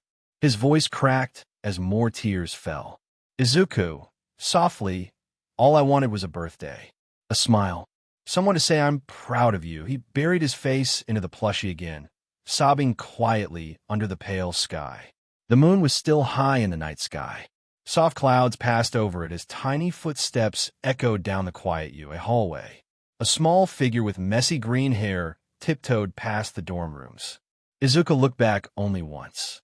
His eyes were red and swollen, still glistening from the tears earlier. He entered the study room quietly. On one of the desks, he placed a small folded note. Written in careful, childlike handwriting, it read, I'm sorry, everyone. I didn't want to hurt anyone or make trouble. I'm not a good luck kid. I think it's better if I go. He stepped outside in the night with nothing but a small pack of biscuits and his all-might plushie tucked under his arm. The stars above blinked quietly, unaware of the tears that fell from a boy below them. Izuku, softly, I love them all, but maybe if I'm gone, they'll be happier. The sun was gently rising. The smell of warm breakfast filled the dorm. Laughter and yawns echoed from the dining room as students gathered sleepily. Mina, cheerful, smells like heaven. Sato's breakfast never misses. Bakugo, Tisich, don't crowd the DMN table. Achiko, stretching, I'll go call Izuku. He's probably still sleeping. 2. I'll come with you, Ribbit. They opened the door to Izuku's room, expecting to find him tangled in his blanket, but the bed was empty. The blanket folded, the plush collection untouched. The only thing out of place, a single note on the study table. Achiko, confused, huh? That's weird, he made his bed too. Serious, there's a letter. Achiko. They read the note. Achiko's hands started shaking. Achiko, tearing up, no, he left. 2. Horrified, he's really gone. In his condition, he's just a little kid. They sprinted from the room. The dining room was filled with chatter until the girls came rushing in, breathless. Gyro, whoa, what happened? Ida, standing Midoriya. What's wrong? Achiko handed the letter over with trembling hands. Ida read aloud, his voice faltering near the end. Please don't look for me. A wave of silence fell over the room. Kirishima, shocked, he ran away. Alone. But he's just a kid now, no quirk, no idea what's out there. Yamamo, holding her mouth, he's still recovering. And it's dangerous outside. Someone could. Bakugo, gritting his teeth, Deku suddenly, the urgency hit everyone at once. Ida, we need to report this to the teachers. Now. They stormed out of the dorm, straight to Aizawa's office. Moments later, Class 1A was already changing into their hero costumes. Jeru, zipping her jacket. Izuku, what were you thinking? Kirishima, strapping his gear, we're bringing him home. No matter what. Bakugo, tightening his gauntlets, you better not get hurt. Deku, you idiot. The morning streets of Mizudafu buzz with life, but a storm of worry brews in you, heroes' hearts. Teachers and students scatter through the city, eyes sharp, hearts racing. Aizawa, firm, stick together in pairs or small teams. Cover as much ground as possible. Look for any sign of Midoriya. Hound dog, sniffing the air. I've got a faint trail from the east. Might have headed that way. Nizu, from his communicator, will comb every inch of this city if we have to. Mirio, clenching a fist. He must be so scared I'm going with Tamaki and Nijire. We'll cover the southern blocks. Yamamo, teary-eyed, he's just a child again, this never should have happened. Achiko whispers, fists shaking, why would he think he's a burden? Mina sniffles, we threw him a party, we all love him, so much Kaminari. Tense, what if someone took him? What if he dash, Mineta? Chiming in anxiously, guys, what if he's hungry or sick, or someone found out he's Deku? Aoyama, worried, sparkles dim. He is a shining light, but the world can be so cold. Kirishima, slamming a fist in a palm. Oi, snap out of it. Panicking won't help. Todoroki, cold and clear. Midoriya wouldn't give up so easily. He's just scared. We find him. Ida, adjusting glasses, serious, this is not the time for what-ifs. Mobilize. Think. Act. Bakugolo, tense, will bring that demon nerd home no matter what. Izuku's tiny feet drag along the edge of a bridge. Below him the city sprawls like a dream. So big, yet he feels so small. He clutches his all-might plushie, stomach empty, eyes tired. Izuku, muttering to himself. I bet they're eating breakfast together right now, smiling, not worrying about a troublemaker like me. He pulls out the last biscuit, nibbling quietly, then looking down at the river reflecting the morning sun. Izuku, softly, I didn't want to hurt anyone. I just wanted to be good enough. The wind picks up. He walks away from the bridge, weaving through streets until he finds a cardboard box tucked into an alley behind a shop. He gently sets the box upright and crawls inside. The air is cold. His plushie slips onto the dusty concrete. He picks it up, wiping it slowly with his sleeve. Izuku, tearfully, you're all I have now, right? All might. He hugs the doll tight, knees to chest, rocking slowly as tears fall onto his arms. Todoroki, Yamamo, Koda, and Shoji gather near the train station. They haven't stopped all day. Mice gather near Koda, chittering softly. Koda, listening then gasping they saw him. Nearby in an alley, Shoji. Let's move. They rush through the street, hearts pounding. Finally, behind a row of vending machines and garbage bins, Yamamo, soft gas there. Izuku is curled up in the box, hugging his plushie with eyes red and cheeks stained. His face lifts in surprise and fear when they approach. Izuku, quietly, backing into the box. And no, don't take me back, I am sorry. Todoroki, kneeling beside him. Midoriya, you don't have to be sorry for existing. Izuku, sniffling, voice trembling, but I'm just trouble. I always hurt people. I'm not special, Dad was right. Yamamo, voice cracking, don't say that. Please, you're not trouble. You're precious to all of us. Shoji, softly, you're not alone. Koda, tears welling, we've all been so worried, we just want you safe. Todoroki gently places a hand on Izuku's head, then slowly hugs him. Todoroki, quietly, you matter, Izuku. You always have. Izuku finally breaks into sobs, burying his face into Todoroki's coat. Izuku, crying, I was scared, I didn't want to hurt anyone again. Todoroki, tightening the hug, will help you heal. That's what friends are for. Yamamo wipes her eyes and pulls out her phone. Yamamo, I found him, he's safe, we're bringing him home. Class 1A students and pro-hero teachers arrive back at the dorms, their expressions a mixture of exhaustion, worry, and frustration. Some of them couldn't help but be upset, especially Bakugo. Bakugo, clenching his fists, what the hell were you thinking, Deku? Running off like that? You could have died out there. Ida, firm, interrupting Bakugo. Please, this is not the time to raise your voice. Aizawa, serious tone, all of you enough. Don't overwhelm him. Not now. All Might, softly, he needs comfort, not scolding. Everyone quieted. That's when they noticed Izuku, still in his smaller, childlike form, standing by Todoroki's side. His tiny frame was shaking. Tears streamed down his cheeks as he tightly covered both ears with his hands. He looked terrified, his breathing rapid, eyes wide. When he saw the group staring at him, he whimpered and hid behind Todoroki, clutching the side of his shirt with one hand and his All Might plushie in the other. Achiko, softly Izuku. Izuku didn't speak. His sobs became louder, curling in closer to Todoroki as if he were hiding from monsters. Todoroki protectively knelt and placed a gentle hand on his back. Todoroki, quiet, he's scared of us. Everyone's hearts sank. The realization hit harder than any villain's attack. This wasn't just fear. It was trauma. Deep, old, lingering trauma. They all stayed silent for a moment. Yamamoto, tearfully, Izuku, we're so sorry. Please don't be afraid of us. Izuku remained clinging to Todoroki, trembling as he cried into his plushie. His voice was small, cracking but audible. Izuku, sobbing, I'm sorry, I didn't mean to be born. I didn't want to make anyone sad. I am sorry, Achiko. Choking up, no, don't say that, please, Izuku. The rest of the class stepped back a little, some with tears in their eyes. Even Bakugo had gone quiet, his jaw tight, eyes lowered in guilt. Izuku, shaking, I didn't want to be bad. I didn't want to be a burden. Papa always said I ruined everything. The room was filled with his broken sobs. He flinched any time someone tried to move closer or touch him, hiding more behind Todoroki. His trust was fragile like glass on the verge of shattering. Aizawa, to the students, serious, he's not ready. This trauma runs deep. All Might, visibly shaken, we have to do more than comfort him. He needs healing and a way to return to his true self. Pro Hero Midnight, nodding, there are people who specialize in this psychological support and quirk reversal research.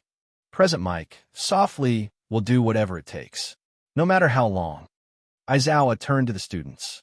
Aizawa, stay with him. Protect him. We'll take care of the rest. As the pro heroes left the dorm to begin making arrangements, Class 1A gathered quietly around Todoroki and Izuku, keeping a gentle distance, offering silent support. No one spoke loudly. No one forced smiles. They simply waited as a family, not wanting their broken friend to feel alone again. Inside Izuku's bedroom, the dim lighting created a calm atmosphere. Izuku sat silently on the floor near his bed, legs crossed, quietly playing with his All Might plushie and an old action figure. His eyes were still puffy, his cheeks slightly red from all the crying. But for now, he was calm. The door gently creaked open. Todoroki peeked inside, followed by Uraraka, Ida, Bakugo, Yamamoto, and Kirishima. Each one held something: a tray with curry, a cup of warm tea, a tiny bowl of pudding. Todoroki, softly, hey, Izuku, we brought you something to eat. Izuku paused his playing, but didn't look at them. He clutched his plushie closer and shifted away slightly, eyes still averted. The group quietly sat on the floor nearby, careful not to crowd him. A tense silence lingered until Bakugo cleared his throat and looked away, awkwardly rubbing the back of his neck. Bakugo, gruff, low tchi, said stuff too loud earlier. I didn't mean to scare you. Didn't mean it. That was my fault. Izuku blinked slowly. He still wouldn't meet Bakugo's eyes, but he didn't shrink further either. Achiko, gently, smiling a little, hey, Izuku, it's okay to be sad, but don't ever think you're a burden, okay? You being here makes us better. You're not bad. Luck, you're precious to us. She gently reached her hand out. Izuku looked at it for a moment. His lip quivered. Izuku whispers, "Are really? You're not mad at me?" Achiko, teary-eyed, hugging him, "Of course not. We love you, silly. So much." Izuku's plushie slipped from his arms as he reached toward her, wrapping his little arms around Achiko and crying softly into her shoulder. The others watched in silence, eyes misty but relieved. Later, Kirishima handed Izuku a spoon with a wide grin. Kirishima, let's get those tiny muscles stronger again, yeah? You gotta eat if you want to grow into a mighty hero. Izuku nodded quietly and began eating. Curry first, then the pudding. His hands were still small but steady. One bite at a time, he finished the whole meal without a tear. The group smiled softly. Yamamoto, placing the tray aside, "You did great, Izuku." As they all stood to leave and clean up, Izuku gently tugged on Bakugo's sleeve. The room paused. Izuku, quiet voice, "See, can I sleep with you guys tonight? I'm scared of the dreams about Papa." Bakugo froze. His eyes widened a little. Todoroki immediately stepped closer, kneeling beside him. Todoroki, calmly, you don't have to sleep alone ever again, Izuku. Not if you don't want to.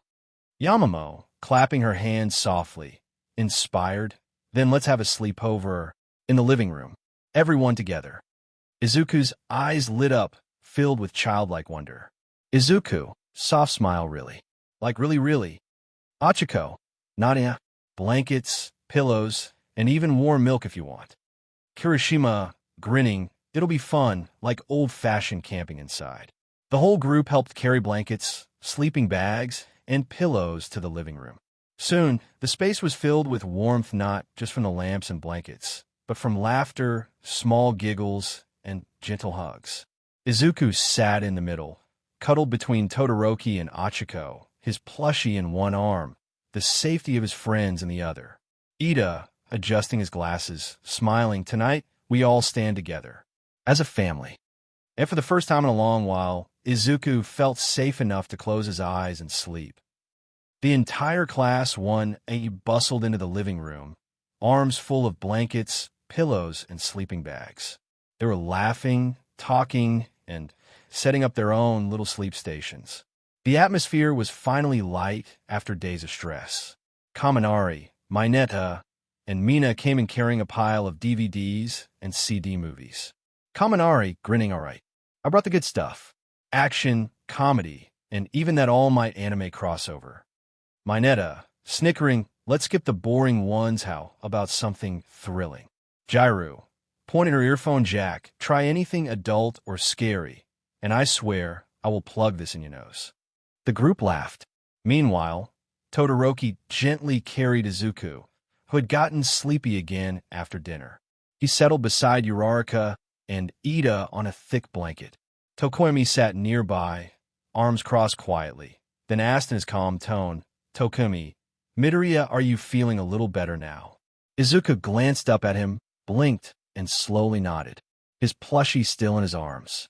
Izuku, softly, yes thank you. Just then, Sato, Yairozu Ojiro, and Tsuyu came in with trays full of snacks, fresh cupcakes, fluffy popcorn, warm cocoa, and juice. Izuku's eyes sparkled.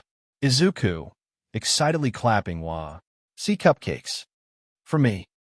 He bounced up from Todoroki's lap, rushing toward the tray, then paused and turned to Yamamoto shyly, eyes wide. Izuku, innocently, see can I have one please?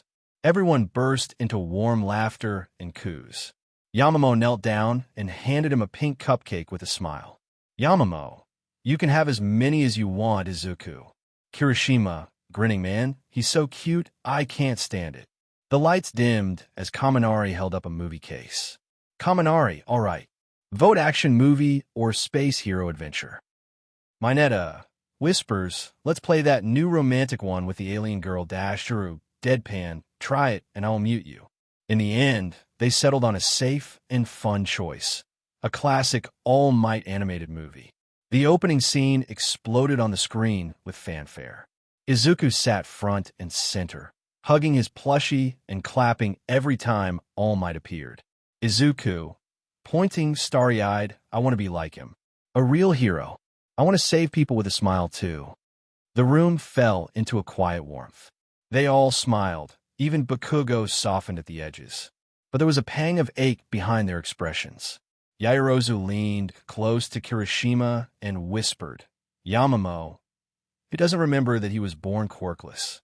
Kirishima, quietly, yeah, he keeps guessing what his quirk will be. Like maybe he'll float like his mom or breathe fire. Achiko, watching Izuku lovingly, how will we tell him when the time comes? There was a pause.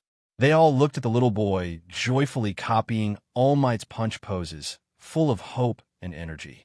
Ida, softly, when that time comes we'll be with him. Every step. To shift the mood, Kaminari threw a popcorn piece at Mineta. Laughter erupted again, lightening the air. Izuku laughed too small and genuine, his eyes sparkling under the flicker of the screen. As the movie played on, laughter faded into quiet comfort. One by one, the class began to get sleepy. Izuku, tiny and safe, had already drifted off with a soft breath. He was curled up in Todoroki's lap, his arms tightly hugging his All Might plushie. Todoroki looked down at him gently, brushing aside a few strands of green curls from Izuku's forehead. With careful hands, he laid the boy down on a soft pillow and pulled a thick blanket over him. Todoroki, softly, sleep well. Midoriya, Ida adjusted his glasses and stood. Ida, whispering, let's end the movie here. We all need rest. Everyone nodded. Tokoyami walked to the SWCH and turned off the lights, leaving only the moonlight shining through the window. They quietly returned to their makeshift beds around the living room. Uraraka, softly, good night. Everyone, Kirishima, yawning night. Mina, curling under a blanket, good night, Zuko. The room slowly fell silent, filled with peaceful breathing and the soft rustle of blankets. Izuku stirred slightly, but only cuddled closer to his plushie, calm in the warm circle of his friends. Hours passed in quiet, until Izuku whimpered in his sleep. The nightmare crept in again, dark, vivid, and cold. Nightmare begins. Izuku was younger, smaller, sitting at the kitchen table with books and notes. He was quietly studying, while also keeping an eye on the boiling pot of rice on the stove. The house was spotless. He had finished cleaning and folding laundry. Inko smiled faintly from the corner, tired but grateful. Then came the slam of the front door. Izuku jumped. His father entered, drunk, swaying, angry. He began yelling, accusing Inko of wasting money on food and school things. He threw dishes and broke chairs. Father slurred, you think this brat deserves anything? Quirkless trash. Wasting our money, your life on him. Inko tried to shield Izuku, but was shoved aside. The man grabbed Izuku's small arm and dragged him through the hallway. Izuku, crying, Papa, please, I'll do better. I'll study more, I'll be good. The basement door creaked open. Cold, dark. The man shoved him inside. Father, yelling, you stay down there until you learn your place. The door slammed shut. Total darkness. Izuku sobbed alone. Nightmare ends in no mama, papa, please. Izuku whimpered as he woke with a gasp. Tears streamed down his cheeks. His little body trembled as he looked around, heart racing. He clutched his plushie tighter, small fingers shaking. A rustle beside him. Bakugo sat up groggily, eyes narrowing. Bakugo, quiet, husky, Deku. He saw the trembling, teary-eyed child. His expression softened in an instant. Bakugo, low voice, another nightmare. Izuku sniffled and nodded, not meeting his eyes. Izuku, choking softly. Papa locked me again, mama, got hurt. I didn't mean to make him angry. Bakugo reached out slowly, placing a hand on Izuku's shoulder. Bakugo, gently, you didn't do anything wrong, that BSDRD, none of it's your fault. Izuku's lips quivered, and he leaned in slowly, hiding his face in Bakugo's chest.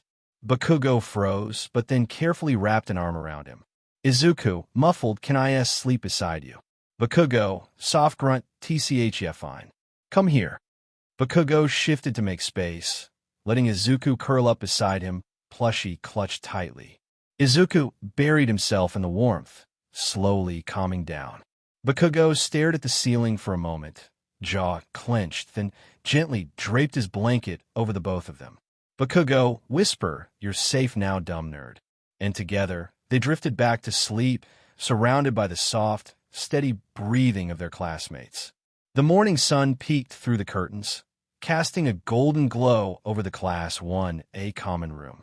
One by one, the students stirred awake until a quiet giggle echoed. Mina, whispering, camera out. I'll look at them there in the middle of the room. Bakugo lay on his side, arms still lazily draped over the tiny form of Izuku, who was curled up peacefully beside him, hugging his All Might plushie. Izuku's cheek rested on Bakugo's arm, breathing softly. A rare scene of peace. Siro, grinning, man, I never thought I'd see the day. Bakugo sleeping like a protective big brother. Kaminari, snickering, this is blackmail material for life. Mineta, wide-eyed, I swear, that's the most wholesome thing I've ever seen. Kirishima, smiling, it's kind of manly how Kaken's taking care of him. The camera clicks continued until Bakugo, grumbling, waking up, what the hell? He blinked, then noticed the circle of students, the phones, the snickers. Bakugo, exploding up. What the hell are you morons doing? Kaminari, panicking abort mission. He's awake. Bakugo lunged at them as they scrambled away, laughing and dodging. The sudden yelling made Izuku stir.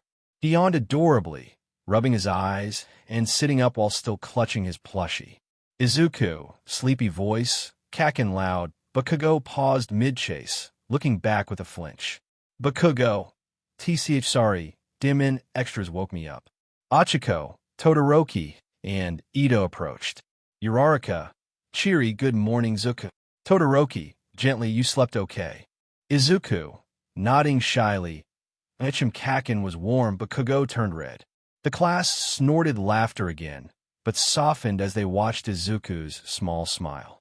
From the kitchen, delicious smells wafted in. Sato and Yaoyorozu called out from the counter. Yamamo, breakfast is ready, everyone. Please come get your plates of drinks. Everyone lined up. Sato handed out warm pancakes, eggs, rice, and miso soup, while Yamamo poured drinks.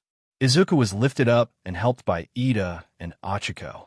After a full and happy breakfast, they helped Izuku pack a little bag with colored pens, pencils, his drawing notebook, and of course his plushie tucked in. Izuku, holding his bag, I'm ready. Together, the class walked toward you. Hey, a bright morning around them.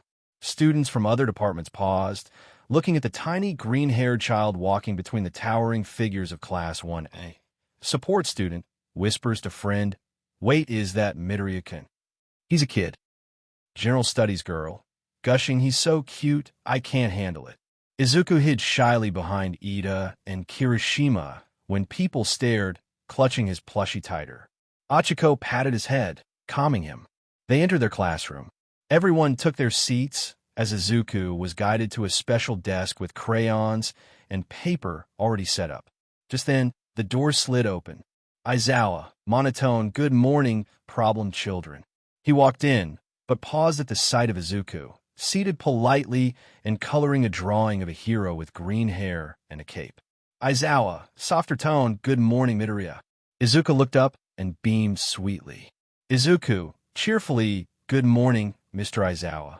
Aizawa blinked, then gave the faintest smile. His scarf curled up slightly at the end, subtle, but sincere. Aizawa, today's lecture will be short. We'll adjust for Midoriya's presence. As he began the class, Izuku sat quietly, drawing with full focus. Sometimes he looked up curiously as the others answered questions, then went back to coloring his hero, a smiling figure labeled, me as a hero. The classroom was calm, warm, and for a moment, things felt normal again. Aizawa stood at the front of the classroom, chalk in hand, writing out a complex equation on the board. Aizawa, all right, can anyone solve this equation using the formula we reviewed yesterday? The students stared at the board, eyebrows furrowed. Yaoyorozu tapped her pen thoughtfully. Todoroki tilted his head. Even Ida seemed unsure. Kaminari whispers to Siro, what's the square root of confused again? Mina, muttering, is this even legal at 8 a.m.? Amid the silent thinking, a soft voice piped up from the small desk near the corner. Izuku, without looking up, the answer is -32. You forgot to balance both sides of the equation when solving for x. Everyone turned in surprise. Izuku didn't even stop coloring. He was carefully shading the cape of a hero in a sketchbook. Aizawa, blinking, that's correct. He narrowed his eyes, curious. Aizawa, Midoriya, how did you figure that out? Izuku looked up, innocent green eyes wide and blinking softly. He tilted his head, then glanced at the chalkboard. Izuku, you didn't use the distributive property right, so the answer would have been wrong if you followed the other path. But I remembered this one from a book Papa made me read. The entire class sat in stunned silence. Yaoyorozu, quietly, that's not normal genius. That's advanced. Todoroki, soft voice, he's incredible. Mineta, jaw dropped, he's literally half my size and twice my brain. Aizawa walked toward him slowly, crouching beside Izuku's small desk. Aizawa, gentle Midoriya, can I ask something? Izuku, nodding okay. Aizawa kept his voice soft. Aizawa, Why do you know so much advanced material already? Did someone teach you? Izuku paused his coloring. His crayon slowed, then he quietly placed it down. He didn't look up right away. Izuku, softly, Papa made me study. If I didn't, I'd get locked in the basement. It was really cold there. He said if I stayed stupid, I deserved it. The room went utterly silent. No one even breathed. Kirishima, quiet, stunned, what? Achiko whispers, that's abuse. Izuku continued, still not fully realizing the weight of his words. Izuku, eyes down, I didn't want to make Mama cry, so I always try to learn fast. If I got it wrong, Papa would throw the books, or sometimes the hot tea. So I just remembered things. A lot. Aizawa stood up slowly. His expression was unreadable, but his jaw was tight. His hand curled into a fist. Aizawa, firm but quiet, that's enough for now. Class dismissed. The class sat stunned for a moment until Aizawa nodded again. Aizawa, go. We'll resume another time. One by one, the students left their seats. Aizawa stayed behind, his eyes focused on Izuku as the child picked his crayon up again, beginning to draw quietly. His all-might plushie rested beside him, one hand gripping its arm tightly. In the hallway, the class huddled together, processing what they had just heard. Ida, clenching fists, I cannot believe such cruelty was inflicted on a child. Yaizu, teary-eyed, he speaks of it so calmly, like it was normal. Bakugo, gritting teeth at BSDRD, if I ever see that so-called dad again, I swear I'll... Todoroki, interrupting, cold tone, you won't be the only one. Uraraka, sniffling, poor Zuko. He's so small and sweet, and he's still scared.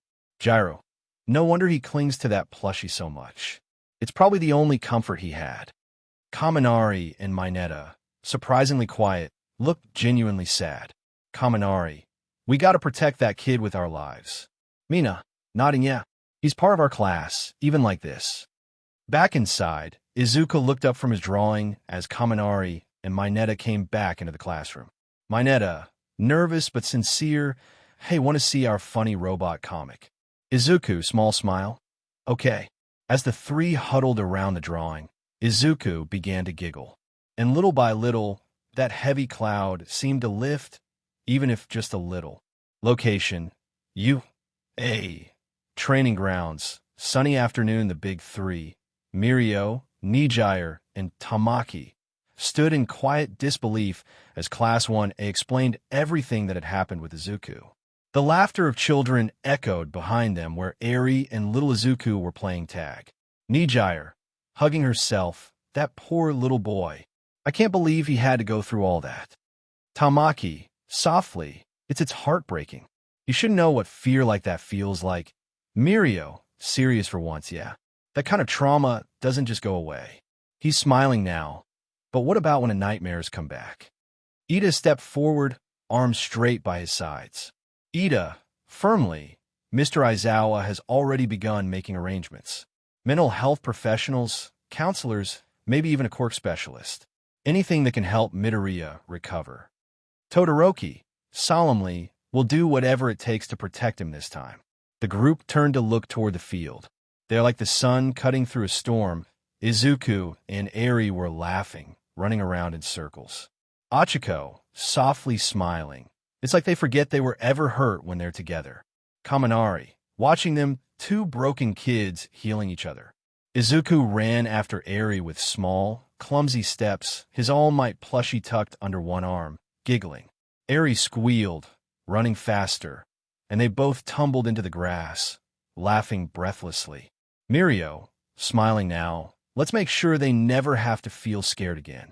Bakugo and Kirishima were sparring in the training area nearby, surrounded by Class 1A who were watching or assisting. The heat of Bakugo's explosions and the sound of Kirishima's hardening created an intense atmosphere. Kirishima, grinning, come on, bro, show me that new move again. Bakugo, TC, don't blink, Rockhead.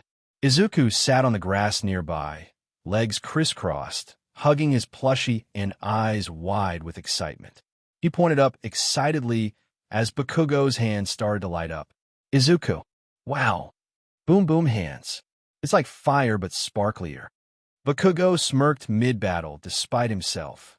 Kirishima readied his hardened defense just in time for Bakugo to launch a mid-air mini-explosion. But then, Izuku excited, "I want to see closer." He suddenly ran forward. Bakugo shouting, "Oi kid, stay back." Bakugo jerked his hand away just in time, his blast barely missing. A gust of wind and heat brushed Izuku's face, causing his hair to fly. Kirishima immediately rushed to him, worried. Kirishima, kneeling, "Are you okay, little dude?" Izuku, blinking, still amazed, "That was so cool. You really go boom. Like in comics." Bakugo looked like he wanted to yell, but then bit it back. His heart was pounding, half in fear, half in relief. He crouched down in front of Izuku and gave him a light flick on the forehead. Bakugo, gruffly, "You idiot. You could have got yourself roasted. You're too tiny to dodge explosions." Izuku, giggling, "But it was awesome." Kirishima chuckled and held out his arm to Izuku. Kirishima, "Want a touch?" "Go on. It's like stone armor." Izuku reached out, poking the hardened red skin. Izuku, gasping, "Whoa, it's like a wall." Bakugo scoffed, but then gave in, letting a small controlled spark ignite in his palm. "Bakugo, check this out, pipsqueak." Izuku's eyes lit up like stars. "Izuku, boom boom. You're like a dragon." The class watching the distance all smiled quietly. This was what healing looked like, a child amazed by the world again, protected by friends who truly cared. Location: Hero Medical Center, private counseling office. Izuku sat outside the room on a soft chair, playing with his All Might plushie. The door beside him was slightly ajar.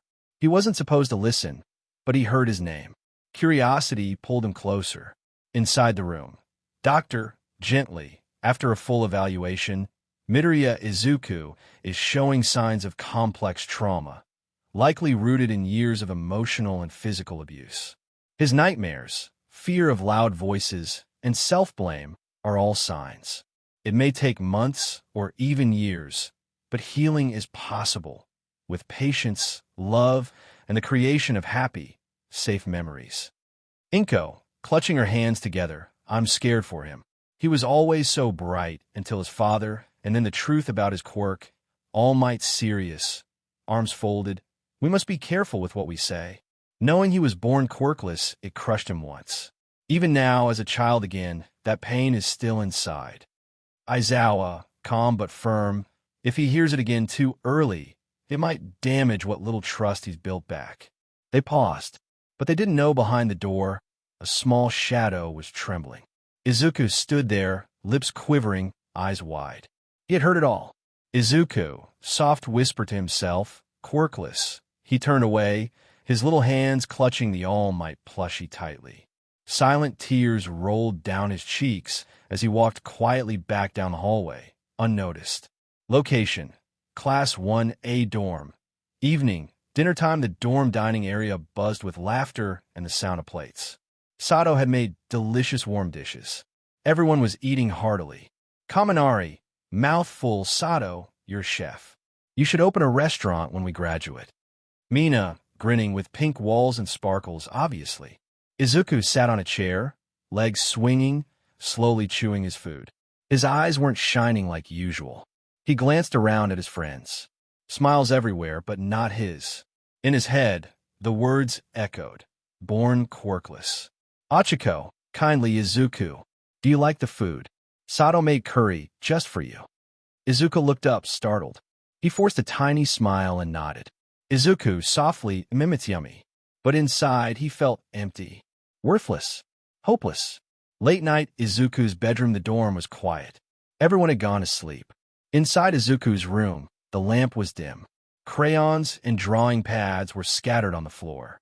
Izuku sat by the edge of his bed, hugging his plushie.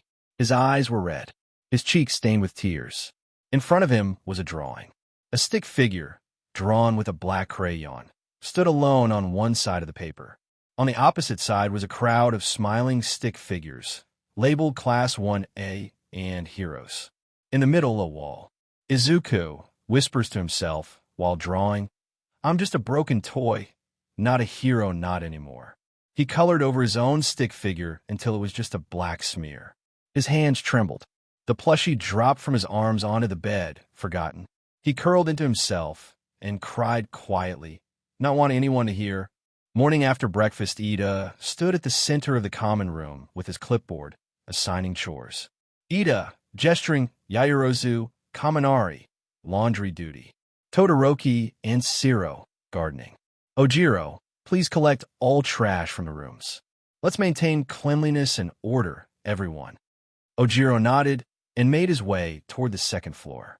When he opened Izuku's bedroom door, he entered with casual energy, but suddenly froze. On the floor by the bed, a series of scattered drawings caught his attention. He crouched down and picked them up one by one. His expression changed from curiosity to horror. The pages were full of black crayon, shaky, dark strokes, stick figures of pro heroes in Class 1A, each with big red XS drawn over them. Another showed a lone figure, clearly meant to be Izuku, curled up in the corner, separated from everyone by a tall, thick wall. The final drawing, just the words, "I was born quirkless," scrawled with heavy black crayon, as if dug into the paper. Ojiro, whispering, trembling, "What is this?" He rushed back down holding the drawings. The class gathered in the living room, curious, then slowly grew quiet as they looked at the pages. Mina, teary-eyed, why would he draw this? Tokoyami, softly, his heart is breaking. Yamamo, covering her mouth, it's all black. There's not even a hint of green anymore. Bakugo entered late, saw the drawings, and stiffened. His eyes narrowed as the realization sank in. Bakugo, low voice he knows. They turned to him in shock. Kirishima, what do you mean? Bakugo, gritting his teeth, he must have overheard them. Aizawa, Inko, and the doctor. Yesterday, he found out the truth. He knows he was born quirkless. A silence fell over the room. Everyone's face turned pale. While everyone remained stunned, Kaminari suddenly stood up and looked around. Kaminari, panicked, wait, where's Izuku? That snapped them into motion. They searched the bedrooms, bathrooms, kitchen, training room, even the backyard garden. Yamamo, worried, what if he ran away again? Achiko, teary, no, please, not again. Then Jairu heard it. A faint sound, like someone crying coming from upstairs. She followed the sound to one of the unoccupied rooms. She paused by the wardrobe. A quiet whimper came from within. Jairu, gently, Izuku. She slowly opened the door and found the boy curled up inside, hugging his plushie, his knees to his chest, his cheeks soaked in tears. Jairu, soft but firm, Izuku, sweetie, why are you hiding in here? Izuku, through sobs, I don't belong here. I'm not supposed to be a hero. I don't have a quirk. I'm just a mistake. I'm not special like all of you. He tried to shut the wardrobe again, but Jairu placed her hand on the door, preventing it from closing. Jairu, voice breaking, no, don't say that. Please don't. You're not a mistake. You're not alone. Izuku shook his head, eyes full of sorrow. Izuku, even All Might. He picked the wrong person. Jairu couldn't hold back her tears anymore. She reached into her pocket and pulled out her phone. Jairu, I'm calling the others. You don't have to hide, okay? We'll get through this together. As she messaged the group, she whispered through the half-open door, Jairu, tearfully, you're still our friend. You're still Izuku. And we still love you, please come out. Everyone rushed to the wardrobe where Jairu knelt, worried on her face. Bakugo, Achiko, Todoroki, Ida, and Kirishima stood behind her, tense and anxious. Bakugo, firm but controlled, Deku, come out. You're not alone anymore. Achiko, softly, Izuku, please. We're here. We care about you. Todoroki, gentle, kneeling down, you don't have to carry all that pain alone. Inside the wardrobe, they could hear quiet sobs turning into broken crying. Izuku's voice trembled behind the door. Izuku, choked, muffled, go away. I don't belong here, I'm useless, I'm just quirkless. Everyone froze. Jairu swallowed, pain in her voice. Jairu, he knows he found out. Bakugo's fists clenched as guilt hit him hard. Izuku kept crying inside. Izuku, I wish I'd never been born, I'm just a mistake, I'm not like all of you. Todoroki slowly opened the wardrobe door.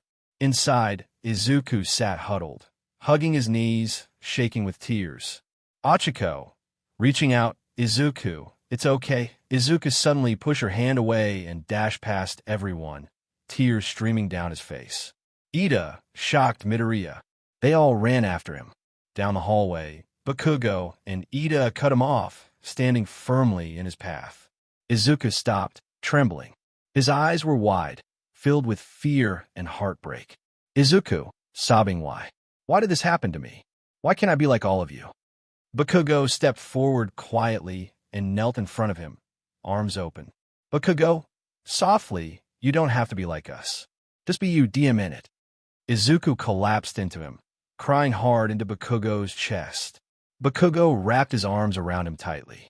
The class slowly gathered, silent, some with tears in their eyes, seeing just how deep Izuku's pain truly went. Later, they all gathered quietly in the dorm dining room. Plates sat untouched. The mood was heavy. Kirishima, guilt-ridden, he's just a kid, but he's been through more than most of us ever have. Yaozu, softly, that kind of pain, it doesn't go away easily. Ida, thoughtful, and yet he's still here. He's still trying. Aizawa entered the room, his expression unreadable but heavy. Aizawa, I heard what happened. Everyone looked up. Aizawa's tone softened. Aizawa, Midoriya's experiencing trauma. Deep trauma. From his father, from the fear, and now from learning the truth about his quirk. Achiko, what can we do, sensei? Aizawa looked around at each of them. Aizawa, healing isn't instant, but you can start by helping him create new memories. Good ones. Things that show him he's safe now, that he's loved. Todoroki, nodding, something that reminds him he still belongs with us. Bakugo, quiet but firm, then we'll make it happen. They all sat in silence, the idea beginning to grow. A plan to bring light back into Izuku's world. The living room was quiet except for the soft rustling of plush fabric and action figure limbs. Izuku sat curled on a blanket, hugging his All Might plushie tightly, tapping the figure gently like it could answer him. His eyes were still red and swollen from crying, but he stared forward with a blank, lost expression. Kirishima approached carefully, holding a small plate with a slice of chocolate cake. Kirishima, softly, hey buddy, I saved the best slice just for you. Izuku glanced at it but looked away, shaking his head slowly. Izuku, quiet, I'm not hungry. Kirishima frowned a little, then sat near him without pushing more. Bakugo, Achiko, and Todoroki walked in quietly, drawn by the silence. They stood behind Kirishima, watching Izuku closely. Izuku clutched his plushie closer to his chest, tears slowly welling again.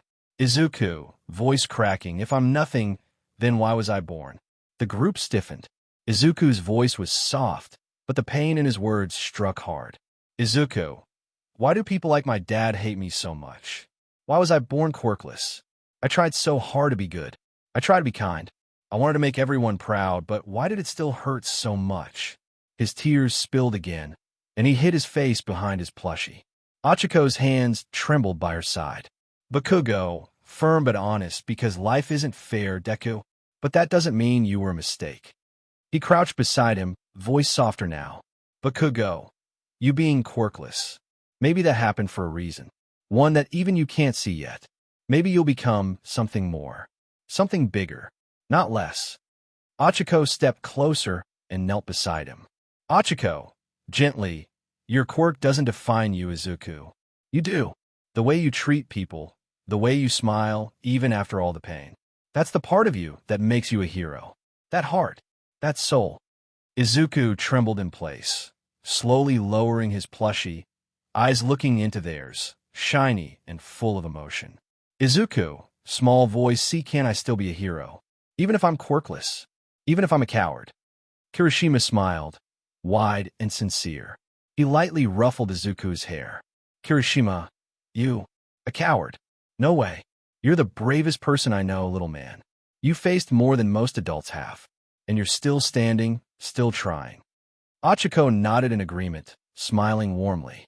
Achiko, you're already a hero to us, Izuku. Todoroki knelt beside him, eyes serious but kind. Todoroki, You remind me of All Might. Not because of power, but because of that hope in your smile. Quirk or no quirk, I believe you'll save people one day. Izuku stared at them all, and then slowly, a small, trembling smile crept on his lips. He reached forward and wrapped his arms around Kirishima first, then Achiko, then Todoroki. Izuku, sniffling, thank you for believing in me. Bakugo stood a little behind, arms crossed, glancing away, but his voice came low and sincere. Bakugo, you better believe it, dim-in nerd. They all laughed softly, the tension finally easing into warmth. Around them, the dorm lit with a new light, not from quirks, but from love, belief, and the first spark of healing in Izuku's heart. Later inside Aizawa's office, Ida stood firm, hands raised formally while Yaoyorozu politely bowed beside him. Ida, Mr. Aizawa, with your permission, we'd like to take Midoriya out for the day. Somewhere fun, like the mall or the park. We think it might help him heal. Yorozu, softly, we want to give him happy memories so he can feel what being a child is really like, even just for a while. Aizawa looked at them both, his tired eyes narrowing in thought. Then, with a sigh, he nodded.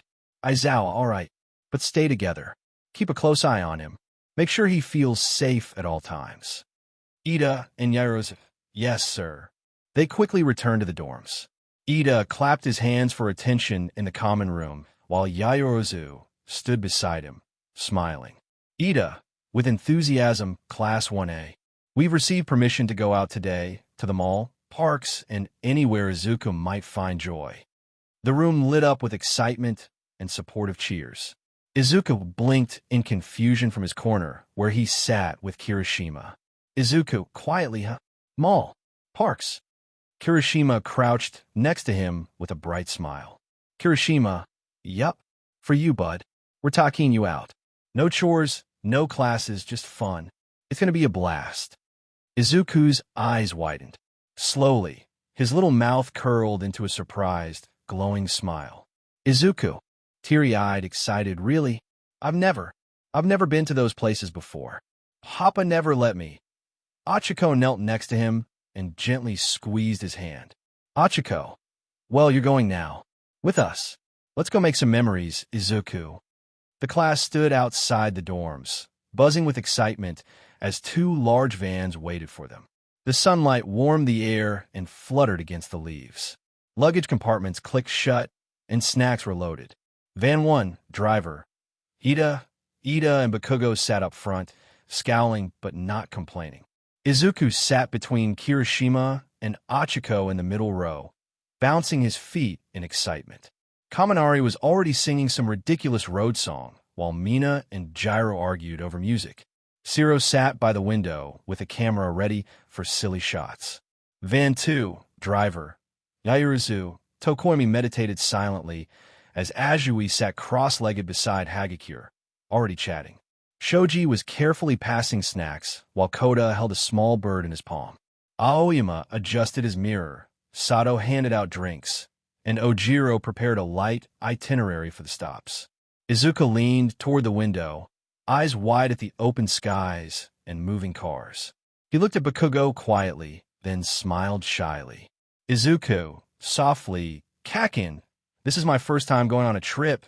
Bakugo glanced sideways, lips twitching ever so slightly. Bakugo, gruff but softer than usual, tch.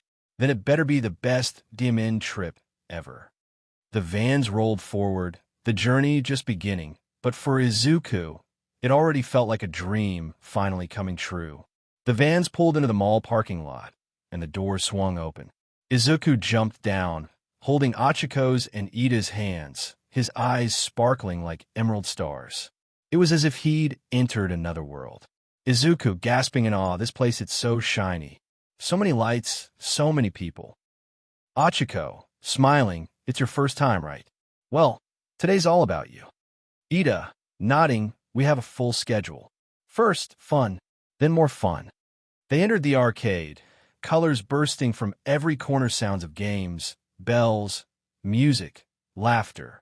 Izuku tugged on Ida's sleeve, eyes locked on a claw machine holding a stuffed All Might plushie. He pointed shyly. Izuku, softly, one Kirishima. You want the All Might plushie. Say no more. Kirishima, Kaminari, and Mina lined up, all determined. One by one, they dropped coins, moved the claw, missed, and groaned in defeat. Mina, pouting, it moved at the last second. Bakugo, grumbling, out of the way, extras. I'll get the DMN thing. Bakugo gave it a shot, eyebrows twitching.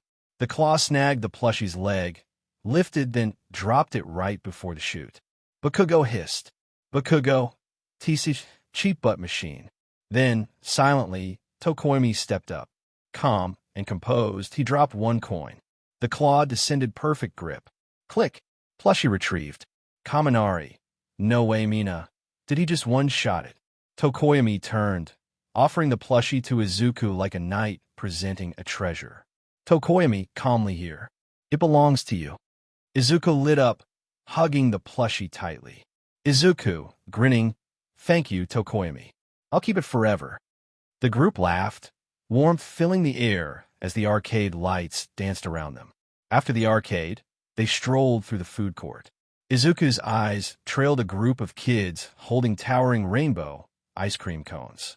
He clutched his plushie, peeking shyly.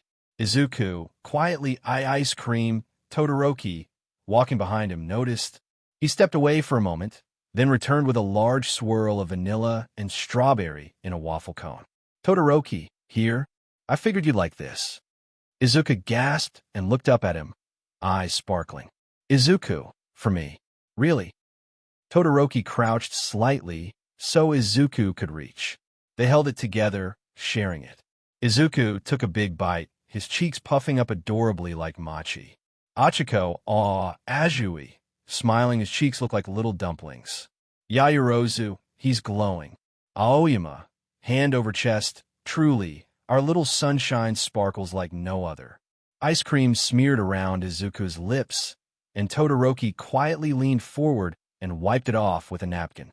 Izuku blinked up at him, then smiled, his face sticky but joyful. Izuku, giggling, thank you, Shoto. Todoroki felt a warm tug in his heart. He smiled rare and sincere.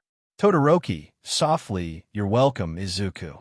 The group stepped into the brightly lit bookstore, air-conditioned and quiet, filled with shelves of colorful books and stationery. Ida and Yuruzu immediately went into student mode, scanning the educational shelves. Ida, holding up a thick science book, this one seems like a must-read for future heroes. Yamamo, smiling, comparing spines, yes, and this chemistry series is quite advanced, perfect for support item studies.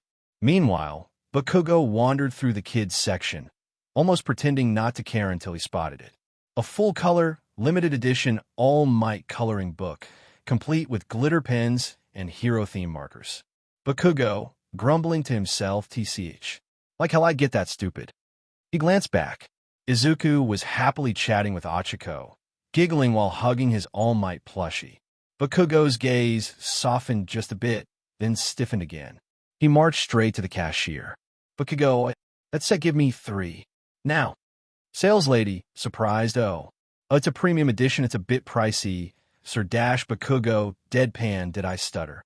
Elsewhere, Kaminari and Mineta were sneaking glances at a lady security guard at the front of the store, giggling and whispering to each other. Kaminari, elbowing Mineta, she's cute, right? What if she's a retired pro hero? Mineta, drooling, maybe she'll cuff meow. Suddenly, Izuku tugged at the hem of the lady guard's uniform and pointed straight at them. Izuku, bluntly, they're being weird. The lady guard turned, eyes sharp like a hawk. Kaminari and Mineta screamed and ran like cats who knocked over a vase. Kaminari, traitor. Mineta, Izuku whyyyyyy. Mina, Siro, Jairu, and Kirishima howled in laughter, literally falling against bookshelf for support. Mina, wiping tears, he sold them out like a pro. Jairu, grinning, that's our little savage. Later, Izuku found himself in the academic section, staring up at high shelves filled with thick math and chemistry books. He grabbed one and flipped through it like it was a comic book. Izuku, to Ida and Yaoyorozu, this one has the wrong formula here. And this one, oh, I like the illustrations. Yaoyorozu, Blinking, you're actually understanding that. Ida, adjusting his glasses, impressive. That's high-level material. Izuku smiled innocently and held up 2 books. Izuku, smirking slightly, maybe I should get these for Kaminari and Mineta. Their brains are always short-circuiting. Kirishima almost choked. Mina snorted. Shiro clapped. Achiko covered her mouth to hide the burst of laughter. Jiraiya had to lean on Kirishima to avoid falling. Kaminari, from behind a shelf, Ichiwai. I heard that. Mineta, muffled from under a pile of books, you little demon in an angel's face dash. Izuku, smiling sweetly, you said you wanted to improve. Shiro, laughing dude, he's roasting you with facts. Jiraiya, chuckling this kid's sharper than Aizawa's stare. Bakugo returned with a small bag and tossed it at Izuku. Bakugo gruffly here. For your dumb drawings. Izuku, peeking inside All Might coloring book and glitter pens. Achiko, aw, that's so sweet of you, Bakugo. Bakugo, blushing, yes, shut up. I didn't say it was for him. I bought. Extras. The group laughed again as Izuku gave Bakugo a bright, grateful smile. The Class 1A arrived at a cozy fast food restaurant, filling the large space with noise and energy. They pushed together several tables to sit in one big group. Ida, with a disciplined tone, please be seated properly. Everyone will get their food. He, Yaoyorozu, Shoji, and Ojiro were balancing trays full of burgers, fries, rice meals, and drinks. Everyone clapped and thanked them when the food was served. Kaminari, stuffing fries in his mouth, yo, so what's next after this? I still got energy to burn. Yozu, wiping her hand with a napkin, I've narrowed it down to 3. The museum, the ocean park, or Achiko, excited amusement park. Ida, nodding, that seems the most fitting for today's purpose to uplift Midoriya's spirits and allow the class to bond in joy. They all raised their hands to vote. Todoroki, amusement park. Mina, totally. Jiraiya, same here. Everyone shouting amusement park. As laughter echoed across the table, Izuku quietly munched on his fries. Then his gaze shifted. Outside the glass window stood an old beggar woman, frail and thin, peeking inside longingly. Her hands trembled as she lightly tapped on the window pane. Izuku paused mid-bite. He slowly put his burger down, stood up, and picked up his tray. Achiko, huh? Deku. Kirishima. Where's he going? They all turned to look as Izuku stepped out, barefoot on his excitement, clutching the tray. He walked to the old woman, who looked startled by his approach. Izuku, softly smiling here. Please eat this, you must be very hungry. He gently placed the tray into her hands. The woman's eyes welled up as she touched the food like it was gold. Old woman, shaky voice, bless you, kind child. Inside, the class grew silent. No one spoke as they watched the scene unfold. There was something powerful in the way Izuku stood small, fragile, yet full of light. Yaoyorozu, tearing up, he really just gave his meal away. Todoroki, softly, even after everything he's been through. Bakugo, arms crossed, low voice, dumb nerd, still putting everyone else first. Izuku walked back inside slowly.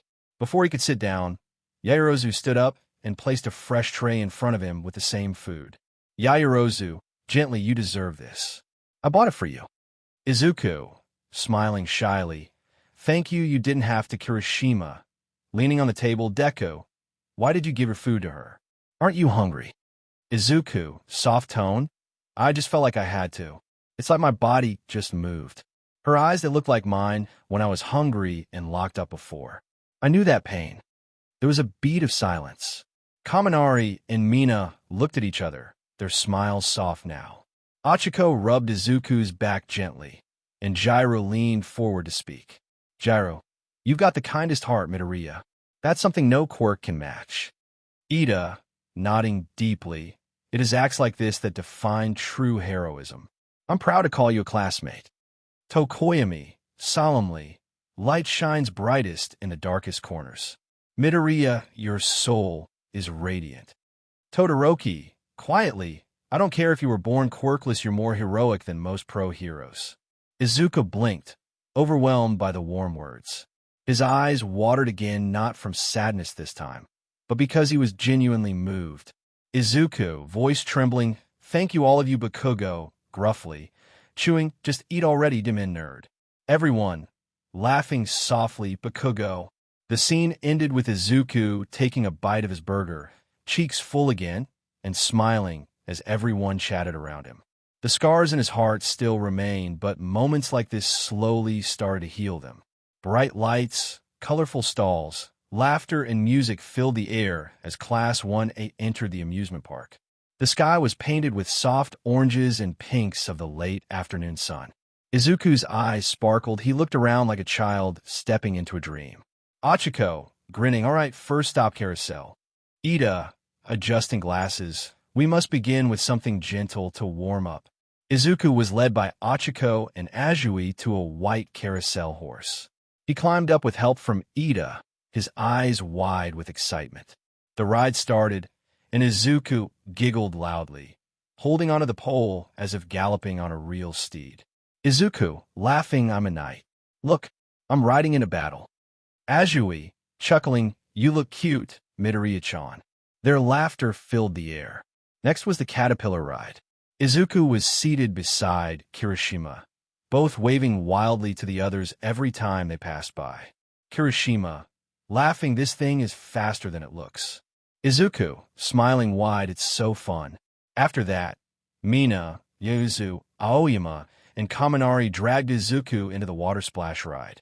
Screams and laughter echoed as the coaster splashed down through waves, soaking everyone. "Mina, we're soaked." "Izuku, you okay?"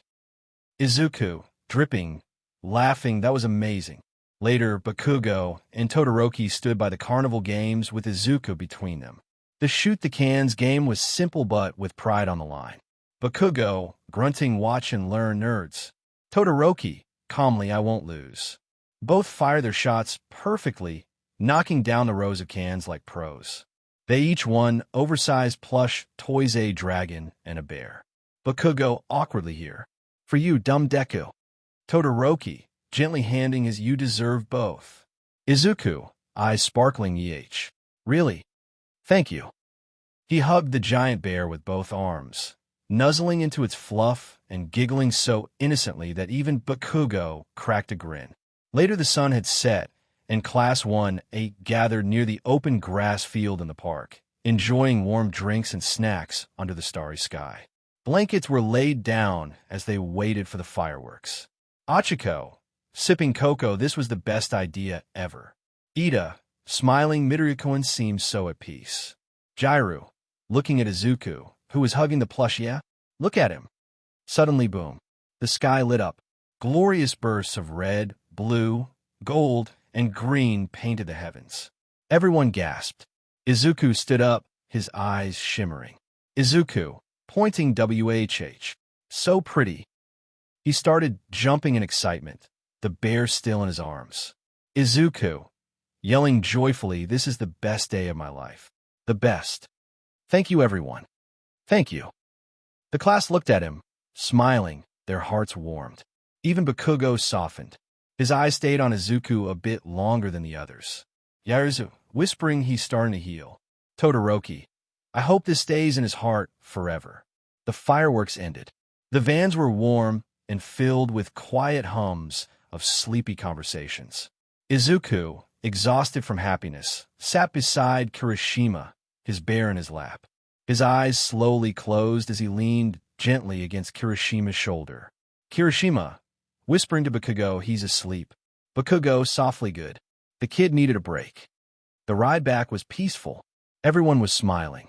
There was no villain, no pressure, no fear. Just warmth.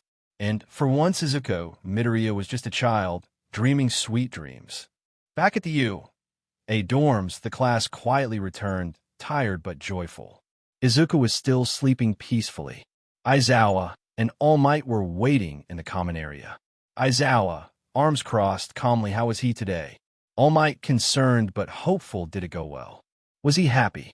Ida stepped forward, smiling proudly. "Ida, it was a day full of joy, sir. We took him to the mall, arcades, the amusement park. He laughed, he played, he smiled. Achiko, hands clasped, he looked so happy, like a kid who was finally free. Yamamo, nodding, seeing him like that, we believe this really helped him. He's healing. Bakugo stood silently, arms in pockets, but his voice carried weight. Bakugo gruffly was worth it. He's not fixed, but he's better than yesterday. All Might smiled, visibly relieved. All Might, that's more than I could ask for. I'll tell Inko-san. She'll be glad to know. Aizawa, softened tone, I trust all of you. Midoriya needs more than rest. He needs you as friends. Your bond might be what finally frees him from the pain. The class quietly nodded. They understood. This was more than just cheering up a friend, it was saving him. Achiko, determined, will help him smile again. Every single day. All Might and Aizawa left, their hearts lighter. In the boys' bedroom, Kirishima gently carried Izuku in his arms. He laid him down softly on the bed, brushing his hair back with a smile. Kirishima, whispering, you did great today, buddy, you were so brave.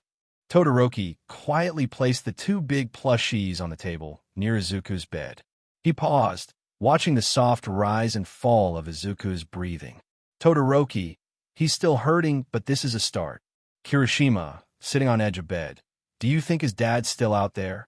Todoroki, expression tense, I don't know. But if he is, we can't let him come near Izuku again. They both stared at Izuku a moment longer. The boy who carried so much, now resting like a child who finally tasted a normal life. Kirishima, we need to ask Inko-san. She'll know. Later that evening, the Class 1A students gathered in the dining room. A laptop sat at the table, Izuku Midoriya appearing on screen. Her face was warm but tired, emotions surfacing quickly as she saw all of them together. Inko, teary-eyed, smiling, thank you all so much. I heard from Toshinori what you did. You made my boy smile again. I haven't seen that in years. Achiko, he was so happy today, Inko-san. He played. He laughed, it meant a lot to him. Inko, hands folded tightly. I tried so hard to protect him. But his father, that man, he was cruel. To both of us. I let myself be hurt so he wouldn't hurt Izuku more. But I wasn't strong enough. The room was quiet. Respectful. But hearts boiled quietly at the thought of Izuku's suffering. Todoroki, gently, Inko-san, is he still alive? Inko, nodding sadly. Yes, he's still somewhere in the city. I haven't heard from him, but I've always been afraid he'd come back. That's why I finally divorced him. I couldn't risk Izuku's safety anymore. Bakugo, growling. If he shows his face, he won't touch Deku. Ever again. Ida, serious. We promised to protect him, Inko-san. As his friends. As his family. Inko, smiling through tears. I trust all of you with my son. He needs you more than ever now. Thank you for giving him hope again. The call ended. The screen went black, but the resolve in the room was blazing. Yaoyorozu, we won't let anyone hurt him again. Kirishima, we'll keep making memories until he forgets the nightmares. After Inko's heartfelt call ended and the screen went dark, the room remained still. Emotions swirled silently. The warmth of their smiles had turned into quiet flames of determination. Mina, arms crossed, voice soft but heavy, I still can't believe Izuku went through all that as a kid. That's too much for anyone. Achiko, nodding, eyes shining. That's why we need to keep giving him more of what he had yesterday. More days like that. More laughter, more smiles. Kaminari, nervously scratching his head, but what if his dad suddenly shows up? What if it triggers him again? We don't even know when or where. Silence fell for a second until Bakugo spoke. His voice was low but powerful. Bakugo, gritting his teeth, that BSDRD already stole Deku's childhood. I may have been a JRK to him, but I never would let something like that happen if I knew. Everyone looked at him as he clenched his fists. Bakugo, cold fire in his eyes, I won't let him steal anything else. If that old man comes back, I'll be there. We all will. Todoroki, soft but sharp, we're not just his friends anymore, we're his family now. Everyone silently agreed. Protecting Izuku wasn't just a promise. It was their mission now. Next day, the sun peeked through the windows. Morning light danced into the U.A. dorms. In the boys' room, Izuku stirred with a stretch and a big yawn. He rubbed his eyes, clutching his plushie tightly, before slipping on a small child-sized, All Might costume he found in his drawer. It was slightly big on him, but that didn't matter. With a big smile, he ran out the door. Izuku, yelling excitedly, "I am here." The whole dorm shook with a loud voice. Everyone in the living room and dining room flinched before bursting into laughter. Aoyama, sparkling dramatically, "Mon Dieu, he's so radiant this morning." Mina, melting, "Oh my gosh, look at him. He's wearing the All Might suit. He's so cute, I'm gonna explode." Hagakure, giggling that voice though. He really sounded like All Might. Todoroki walked up with a gentle expression, kneeling down. "Todoroki, did you sleep well? No nightmares?" Izuku, beaming, "Nope. I had a really, really good dream." Everyone leaned in curiously.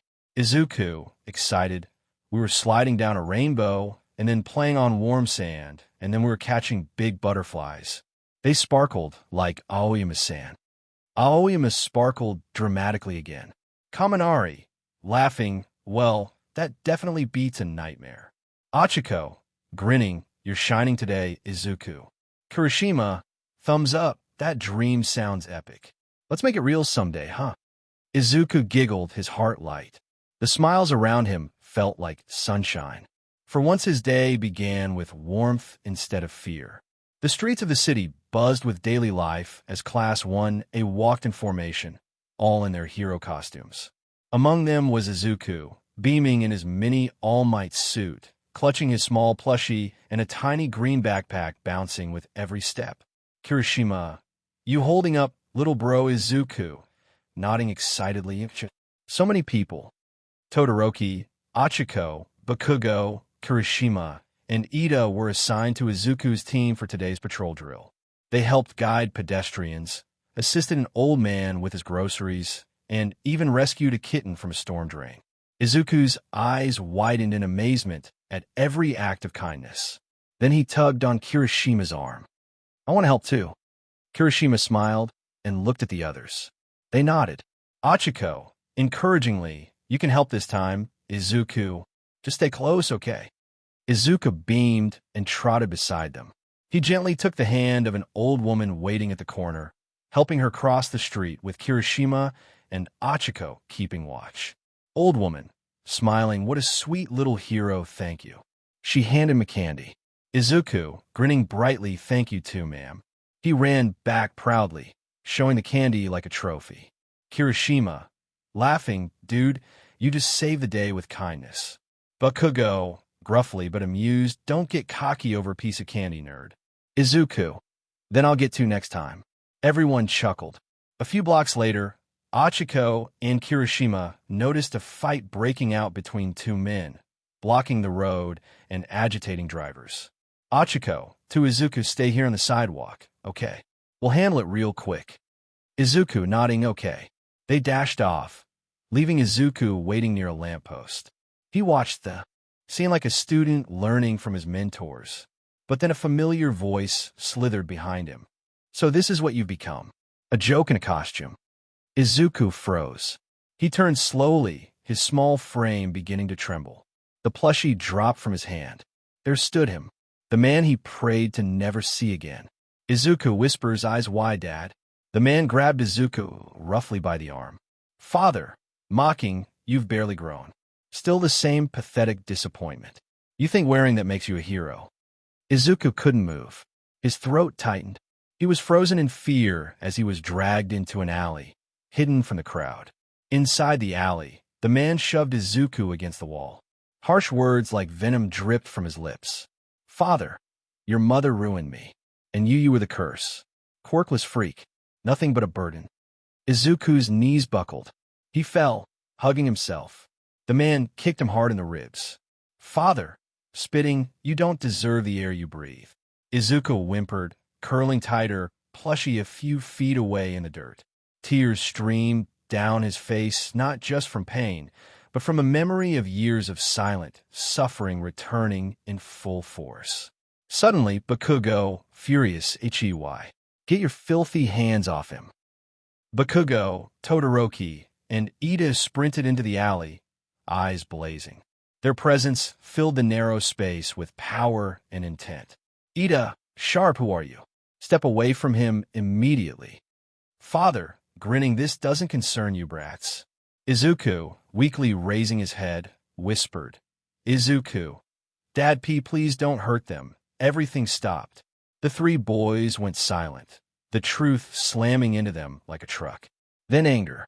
Todoroki, low, cold. "So this is the man who destroyed him." Bakugo, growling, "You sick BSDRD. You laid a hand on him again." Father, scoffing, "He's mine. I'll say and do what I dash crack."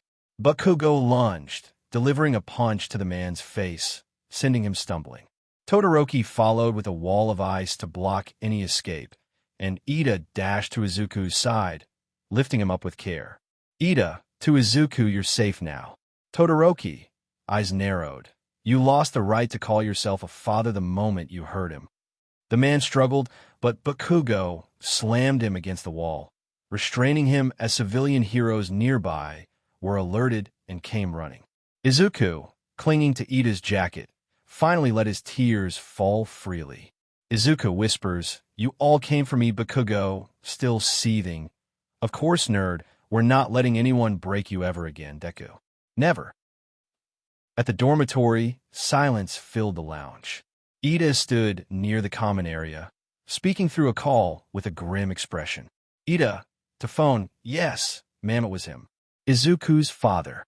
We've contacted authorities. Our classmates are safe. Izuku is currently with Recovery Girl." Inko, voice trembling through the phone, "I'll be there right away. Thank you for protecting my son." Meanwhile, at Recovery Girl's clinic, Izuku lay quietly in bed, bandages wrapped around his arms and ribs. His plushie rested beside him on the blanket. Kirishima sat on a chair, guilt written all over his face. Achiko had her head down, hands clenched in her lap. Kirishima, softly, "I shouldn't have looked away. I told you I'd protect you." Achiko, teary, "I should have stayed close. I'm so sorry." Izuku. Bakugo leaned on the wall, arms crossed, glaring not at them, but at himself. Bakugo, angrily, "You idiots, let your guard down." Izuku, weakly, "Keikaken, don't get mad. They just wanted to help the others." Bakugo's eyes widened. He lowered his gaze. Bakugo, gruffly, "Tissit, you're too kind for your own good." Deku. Inko finally arrived, rushing inside the clinic, her eyes already red.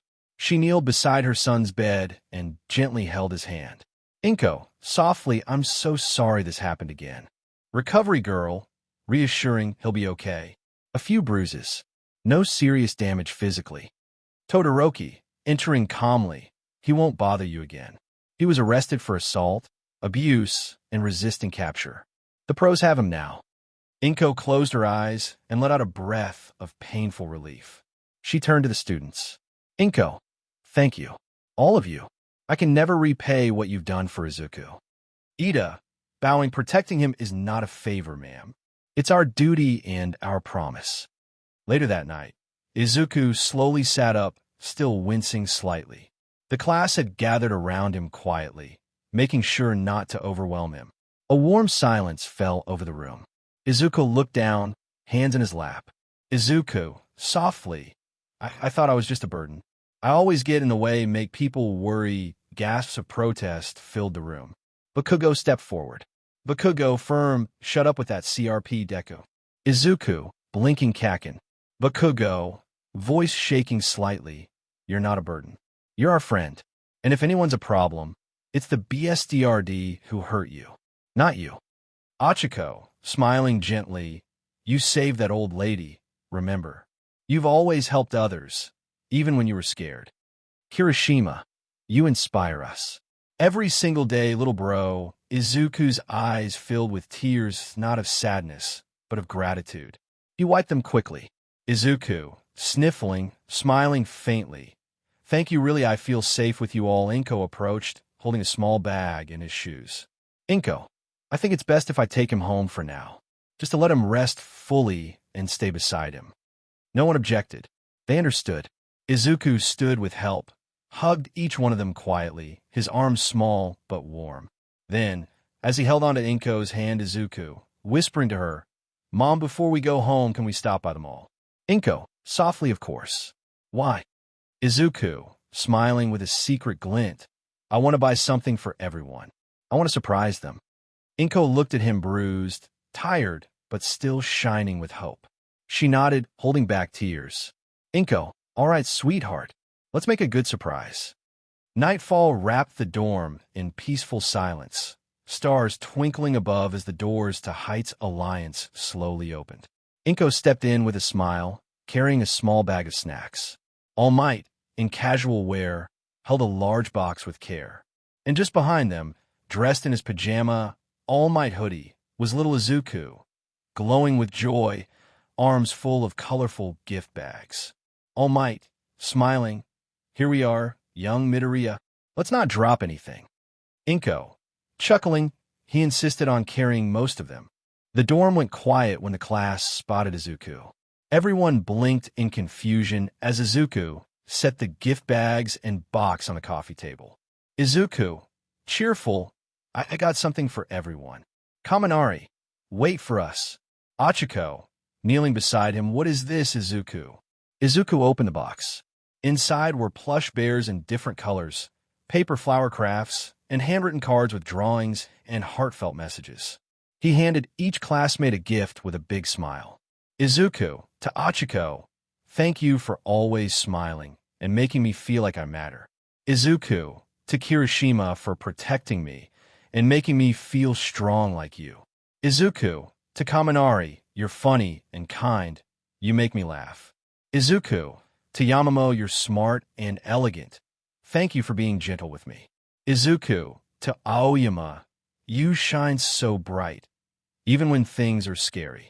Achiko was already tearing up, hugging the bear tightly to her chest. Yamamo wiped a tear. Kirishima pulled Izuku into a firm but gentle hug.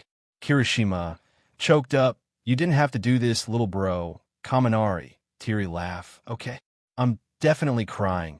Even Aoyama sparkled a little, more than usual, dabbing his eyes dramatically. Meanwhile, Bakugo, Todoroki, Ida, and Tokoyami stood nearby, their backs stiff. They silently accepted the cards and bears and quietly turned away to hide their glassy eyes. Bakugo muttering, Tisich, this dumb nerd. Todoroki, whispering to Ida, he really put his whole heart into this. The quieter classmates, Koda, Shoji, Ojiro, Hagakure, Azui, and Mina, stepped in to hug Izuku all together. Mina sniffled, hugging the bear like a treasure. Mina, softly, you're seriously the most precious cinnamon roll ever. As everyone settled down after the flood of emotions, Bakugo, Todoroki, and Ida stepped forward. Bakugo, awkward, quiet, you didn't need to give me anything, but thanks, nerd.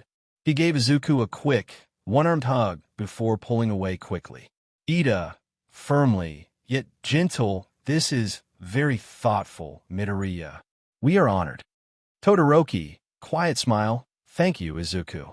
We'll treasure this like you've treasured us. Izuku's eyes welled with tears again, but he smiled brightly. He hugged each of them. Izuku, sniffling, I love you all. Thank you for everything.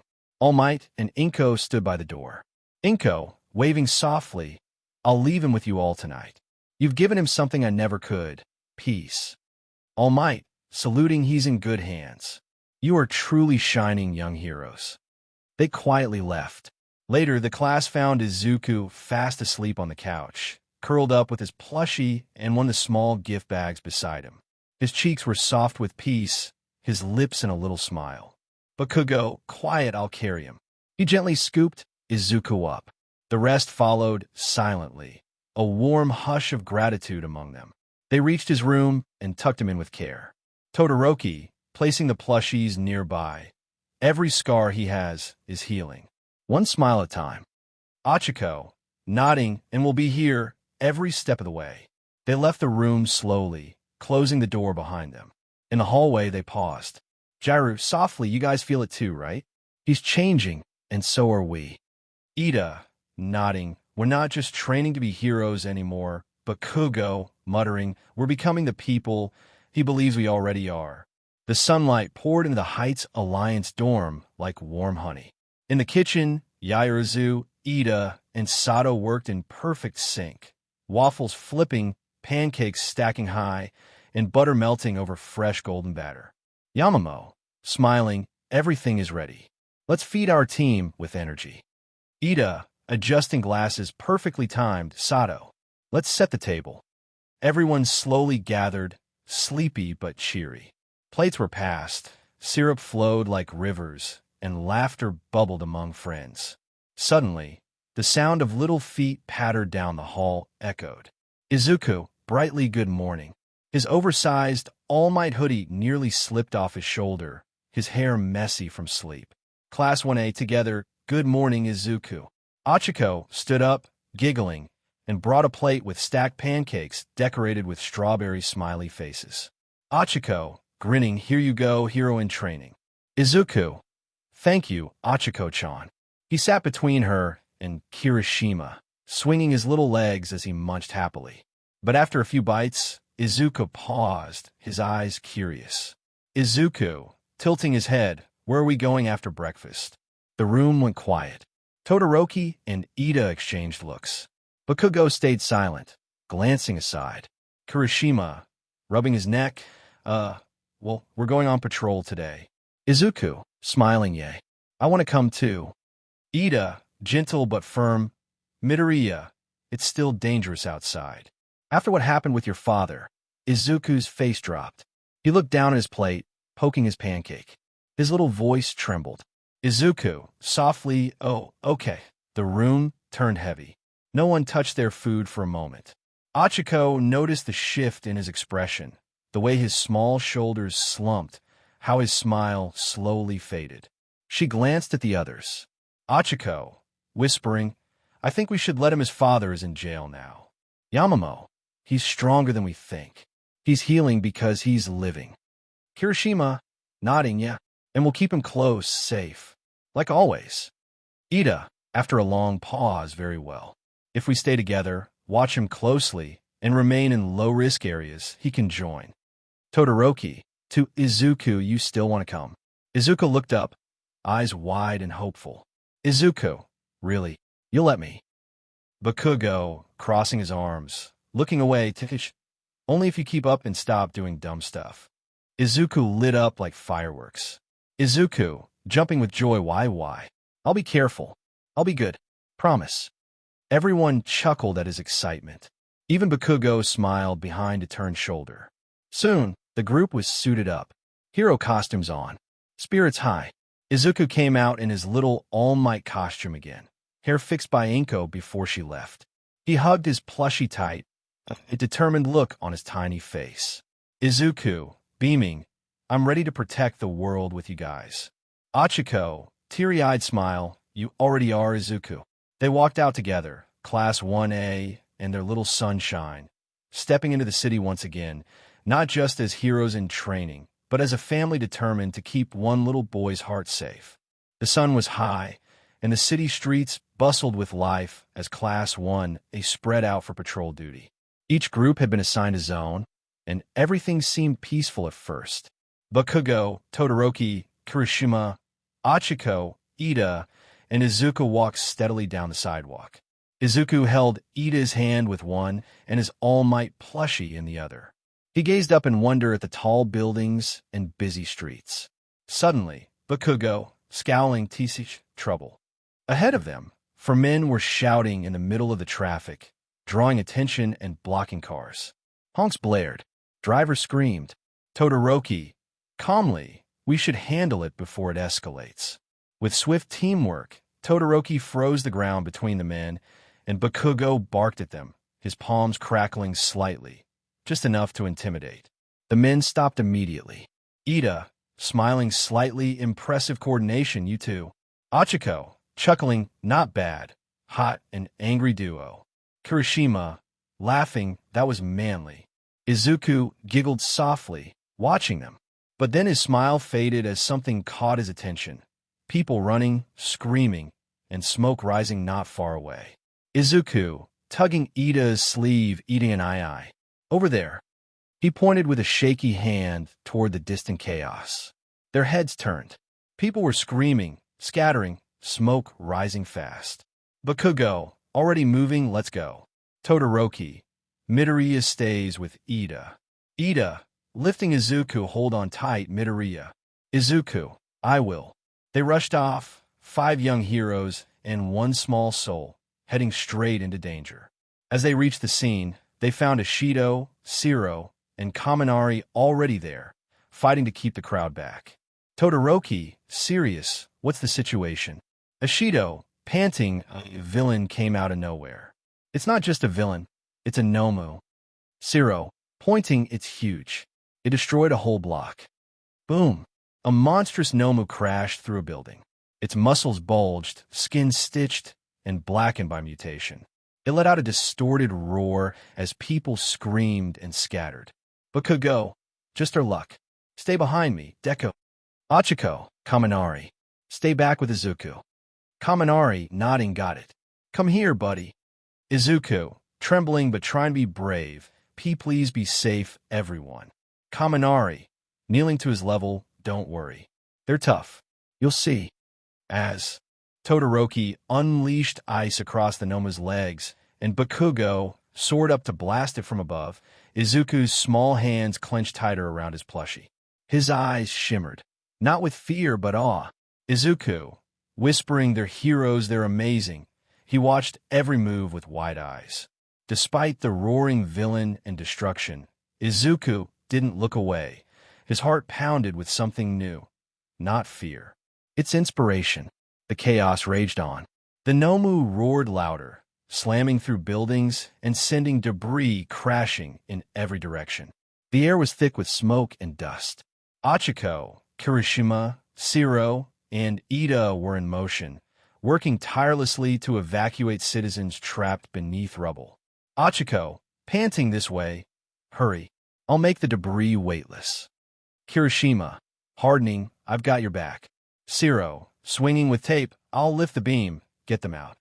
Ida, guiding people, move quickly and stay close. Nearby, Kaminari held Izuku protectively behind an overturned truck. His arms wrapped tightly around the child as explosions echoed and buildings trembled. Kaminari, quietly, stay down, okay, buddy. Don't move. Izuku, nodding, eyes wide, suddenly crash. Part of a building collapsed near them. Kaminari instinctively dove over Izuku, shielding him. Kaminari, it's okay. I've got you, you're safe with me. Todoroki and Bakugo were locked in the heart of the battle. The Nomu stomped forward, destructive energy surging around it.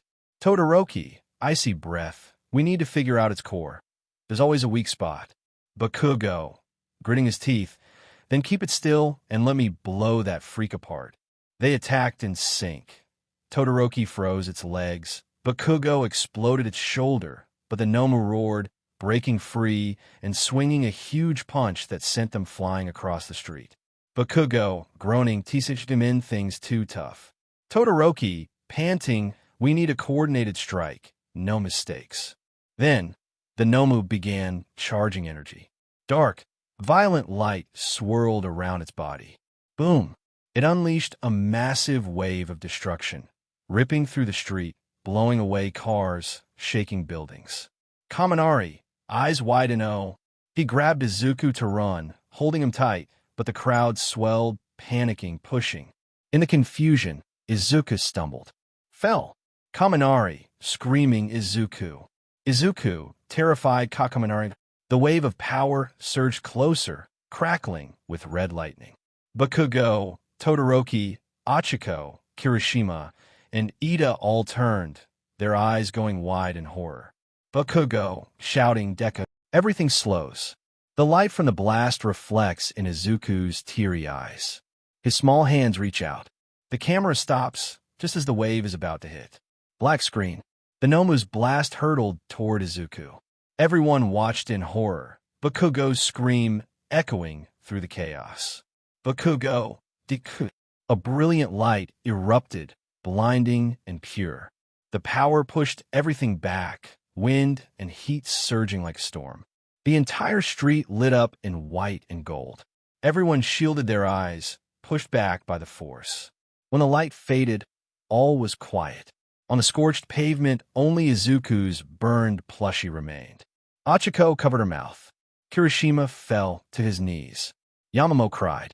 Ida's hands shook. Bakugo stared, jaw trembling. Todoroki, barely a whisper. Midoriya, they had failed. The silence was heavy, like the world had stopped. Then, a growl escaped Bakugo's throat as he stood up, teeth clenched, eyes red. Bakugo, furious. Teary, you took him, boom. His explosions lit the air again. Todoroki, Ida, and the others joined him, powering up with rage and sorrow. They charged the Nomu, grieving, angry, desperate to make it pay. The Nomu laughed, a deep, animalistic roar. It charged up again to strike. Suddenly, BAM! A green flash slammed into it from behind. The Nomu screeched, tumbling forward, a dent burning in its back from the blow. Everyone froze. Bakugo, turning, gasping, what the hell? A voice, calm, steady, familiar. Don't touch my friends. Through the smoke, a figure emerged, cloaked in sparks of green lightning. Muscular, grown, confident. Midoriya, Izuku, back in his true age. Eyes glowing. Izuku, serious. I remember everything now. Todoroki, wide-eyed. Midoriya. Achiko, hands to her heart. Deku. Bakugo, staring. Deku, without hesitation. Izuku rocketed forward, one for all at full power, and punched the Nomu into the ground, the shockwave flattening debris around them. Nomu roared, trying to rise, but Izuku's next hit came even harder, his Delaware smash blasting the creature across the street. The class could only watch in awe, tears still fresh, now mixed with stunned amazement. Their Izuku was back.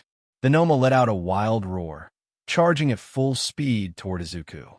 Bakugo, Deku behind you. But Izuku was ready. Green lightning and black whip lashed out, catching the Nomu mid-charge and slamming it into a wall. Todoroki fired his ice, freezing the Nomu's lower body, while Ida dashed forward, kicking debris away to clear the path. Ida, Midoriya, the opening's yours. Bakugo launched an explosion, disorienting the Nomu even more. Izuku clenched his fists, sparks swirling violently.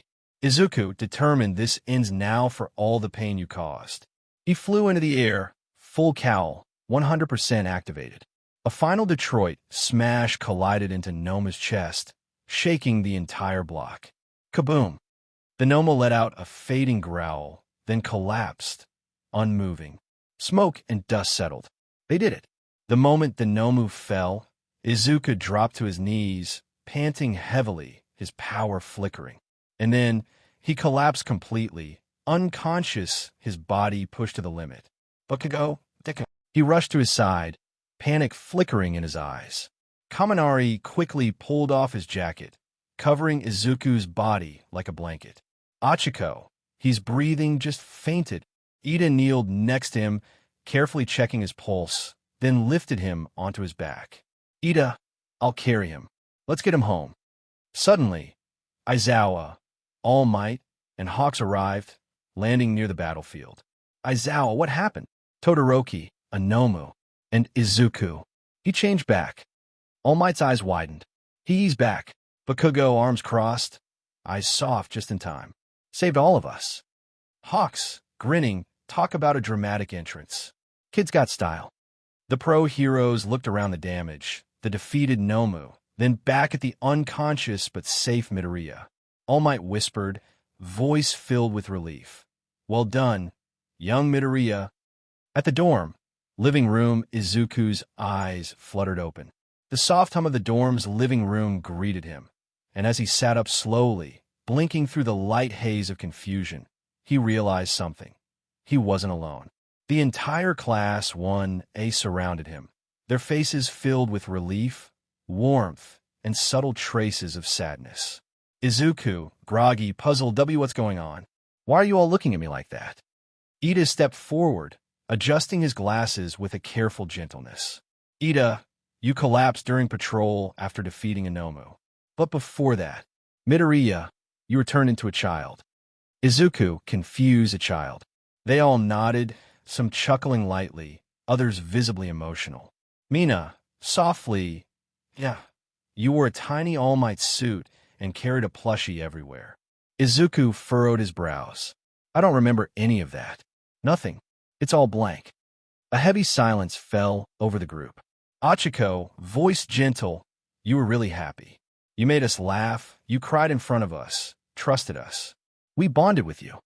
Izuku looked around, searching their faces, but the memories wouldn't come. Izuku quietly, I don't remember. It's like I was asleep the whole time. The air turned a little heavier. Some students exchanged saddened glances. The bonds they had forged with child Izuku meant everything to them. But to Izuku now, it was all a blur he couldn't grasp. Shiro, softly, we thought you'd remember at least some of it. Izuku slowly stood up, but his legs shook. Kirishima and Achiko rushed to support him. Kirishima, gently, easy there, bro. You've been through a lot. Achiko, here, sit down. We'll get you food and water. But Izuku shook his head. He looked at them all, smiling, grieving, trying to make him feel something he didn't remember. He didn't feel like a part of it. Izuku, quietly, I'm sorry. I don't know what to say. He walked away slowly, passing the photos they had taken of him as a child on the wall, gifts he'd given while little, laughter still echoing in their hearts. Izuku paused at the hallway, turned slightly. Izuku, distantly, maybe it was just a dream for me. And with that, he silently disappeared into his room, shutting the door behind him. The rest of Class 1A stood quietly. Todoroki, he doesn't believe us.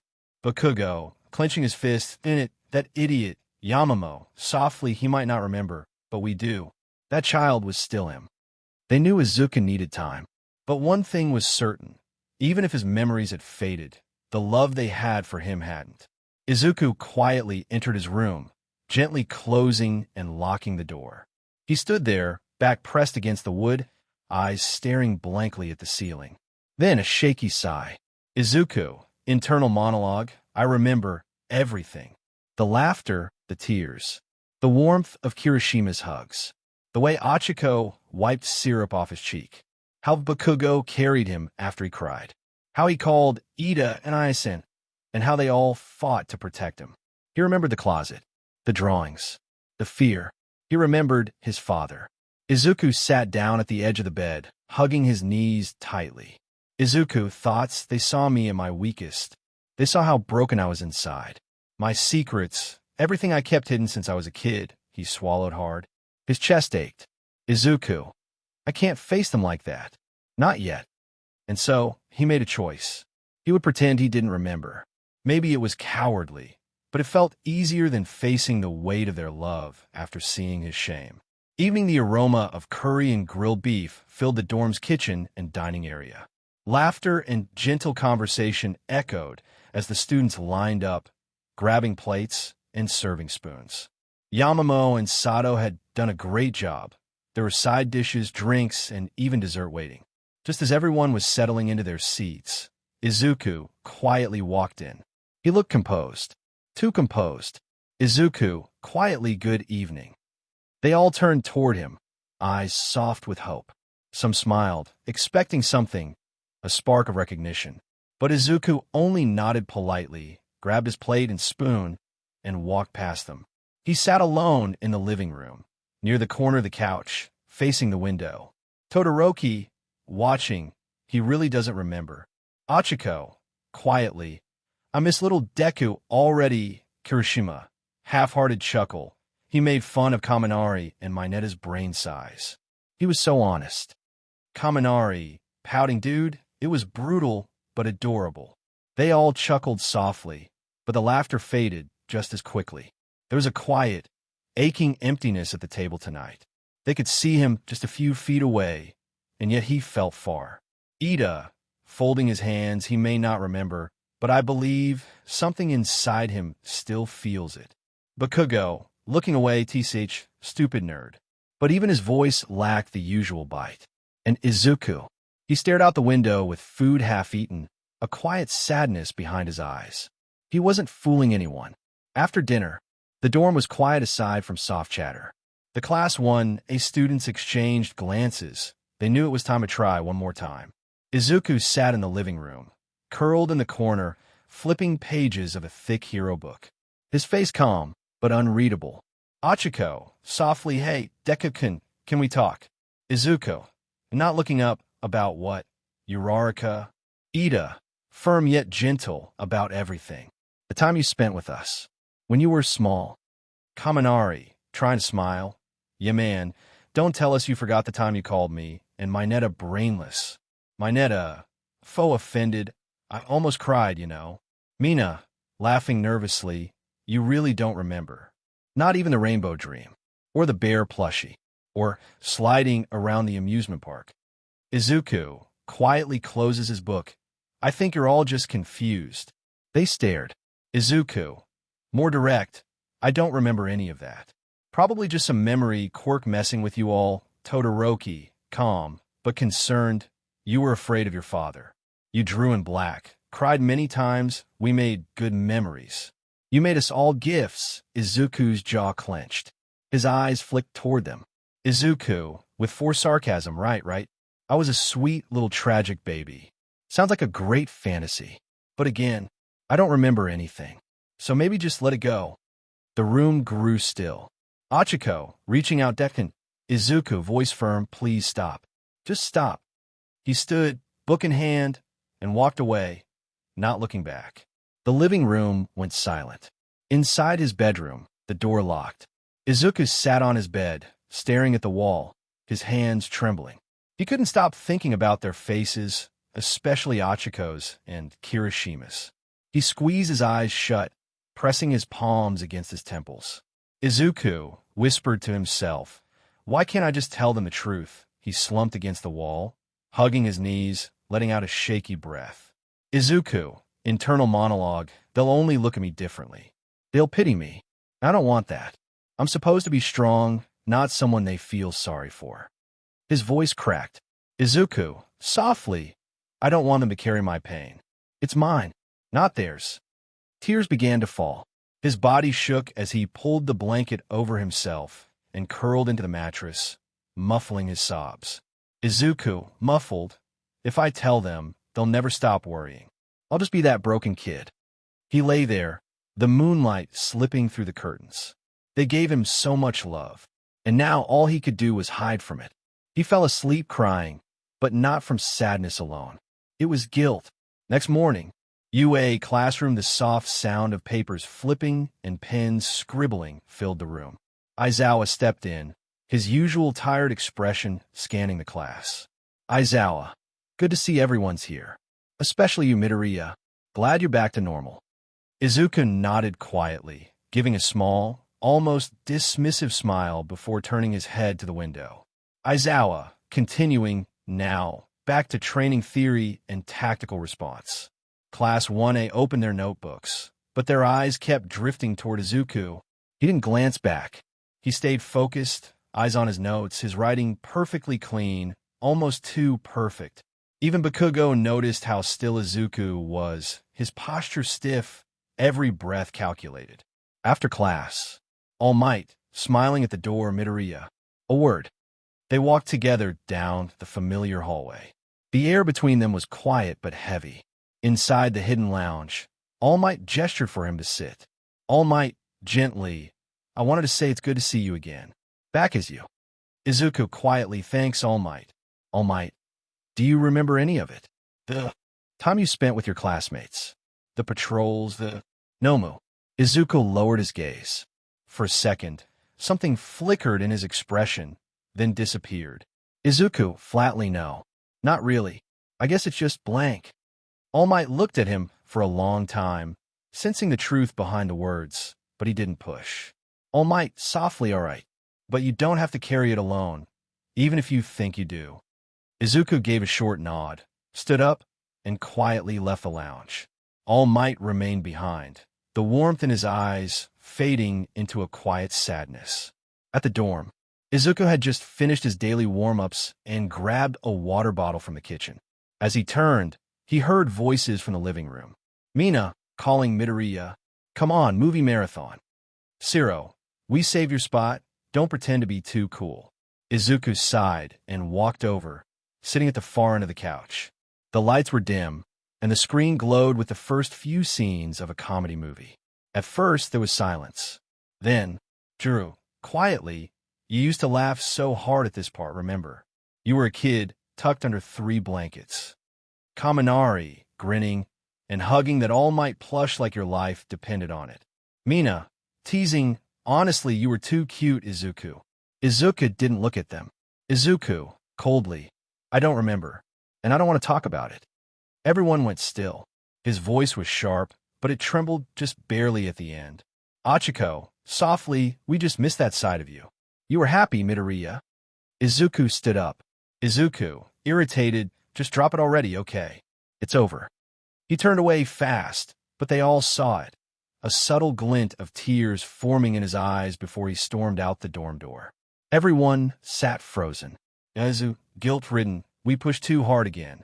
Kirishima, sadly, he's hurting more than he's saying. Bakugo, quiet but firm, he remembers. He's lying. They turned to him. Bakugo, looking down, eyes narrowed that didn't nerds just too ashamed to show it. But I saw his eyes. Silence filled the room again. Tokoyami murmured, then the pain he's carrying, he's burying it deeper every day. They didn't finish the movie. Izuku sat alone on a bench just outside the dorms, his eyes watching the wind ripple through the trees. The sun was warm, the breeze gentle, but his heart felt heavy. His fingers curled around the hem of his sleeve. Izuku, in thought they were so kind, every single one of them. Why does it feel harder to admit I remember than to forget? The laughter, the tears, the way they embraced him without judgment when he was a child. He clenched his jaw, eyes stinging. Quietly, he stood and returned inside. Yaozu, calling softly, Midoriya, your lunch is ready. Izuku gave her a nod and picked up his plate. Without a word, he sat beside Uraraka, Ida, Bakugo, and Todoroki. They were casually discussing the new homework Aizawa gave them. Ida already had a plan. Todoroki volunteered for the first section. Uraraka, Deku, you okay helping us out? Izuku, gently smiling, yeah, of course. He played along, talking about assignments, teaming up, offering ideas, but the lump in his throat never left. After lunch, Izuku sat quietly on the couch in the common room. Most of the class had drifted off to their own routines. His eyes landed on something resting at the end of the table, the All Might plushie. Slightly singed from the battle, but still there. Still waiting. Izuku picked it up, hands trembling slightly. He hugged it close and let his eyes close just for a second. Memories hit him like a wave carousel rides. Candy, laughter, being carried, being protected, being loved. A small sniff escaped his lips. Voice from behind. So you do remember. Izuku's eyes shot open. He turned and saw Bakugo standing behind him. One by one, the rest of Class 1A entered. No one said a word. They just watched him. Caught. Izuku quickly wiped his eyes. Izuku, I don't know what you're talking about. Maybe it was just a weird dream. Or a quirk. I don't really dash. He stood, trying to walk away, but Bakugo reached out and grabbed his arm gently. Bakugo, quiet but firm, don't lie, Deku. Izuku, trembling, I wasn't lying, I didn't want anyone to treat me like I was fragile. He looked at each of them. Izuku, voice cracking, I remember everything. Tears streamed down his face. Izuku, all of you protected me, took care of me. Even when I was scared, even when I tried to push you away, you stayed. Silence. Then soft footsteps. Uraraka, Kirishima, Yaozu, and Ito walked forward. One by one, they wrapped their arms around him. Slowly, the rest followed. A quiet group hug formed around Izuku, warm and strong. Izuku pushed them away. Tears strkng his face. Izuku, choked, crying, I don't need your pity. Just forget it ever happened. Forget me as that pathetic kid. The class stood still, shocked but not surprised. Bakugo took a step forward, fists clenched. Bakugo, softly but firmly, that's why you lied, huh? You didn't want us to see you as weak. Izuku looked down, trembling. Izuku, I didn't want anyone to treat me differently, like I'm fragile or broken. You all looked up to me, we trained together, fought together. And in all of it you saw everything. I didn't want your sympathy. Uraraka, gently, but it wasn't sympathy, Deku, it was love. You were hurting, and we were there. That's what friends do. Todoroki, we don't see you as fragile, Midoriya. We see you as strong for surviving that pain and still becoming who you are. Izuku shook his head, still in denial. Izuku, voice breaking, please just forget those memories. Forget the child version of me, the one who cried, who was scared, who was hurt. Ida, firmly we can't. And we won't. Because that little you, he showed us how strong your heart really is. Kirishima, he's a part of you. We love all of you, man. Izuku suddenly dropped to his knees, sobbing uncontrollably. Izuku, I'm sorry for putting all of this on you, for being a burden, for lying to all of you. Mina, Tiri, you're not a burden, Izuku. Joe, we were never mad about the pain, we were hurt that you thought you had to face it alone. The class rushed him. Kirishima and Achiko knelt first. Then the others slowly gathered around, embracing him. Izuku, shaking, just please forget it all. Forget how broken I was. I don't want you to carry that. Yamamo, we want to carry it with you. Not out of pity, but because we care. That's what family does. Aoyama, sniffling, we saw your light, even in your darkness. Izuku sobbed into his hands. Izuku, I lied because I was scared. I was scared that you'd all look at me and just see that broken little kid again. Not a future hero, just someone to protect someone who didn't deserve one for all. Bakugo, quietly, with emotion, you dumb nerd, we never thought that. Not even once. He knelt down beside Izuku. Bakugo, you're still the same annoying, reckless, selfless Deku, and you're still my rival. Nothing changes that. Izuku, finally looking up, you really don't see me differently. Achiko, no, Izuku, we see you completely, and we love you even more for it. The room was silent, only quiet sniffles and warm arms around him. Izuku slowly nodded, breathing through the tears. Izuku, softly, thank you for not giving up on me. Mina, sniffling with a grin, we missed you, even if you were right in front of us. Izuku chuckled weakly, still crying as he was pulled into a warm, collective hug. Bakugo, gruffly, arms crossed, TCH, I know you really were lying, dumb nerd. Izuku, nodding with a small smile, I'm sorry I was scared. Bakugo sighed and pulled him into a quick, rough hug. Bakugo, it's going to be different now. But don't think we're done. We're still rivals. Todoroki, calmly, and friends. That hasn't changed. Izuku nodded, eyes red, but finally at peace. Surrounded, supported, and never alone again.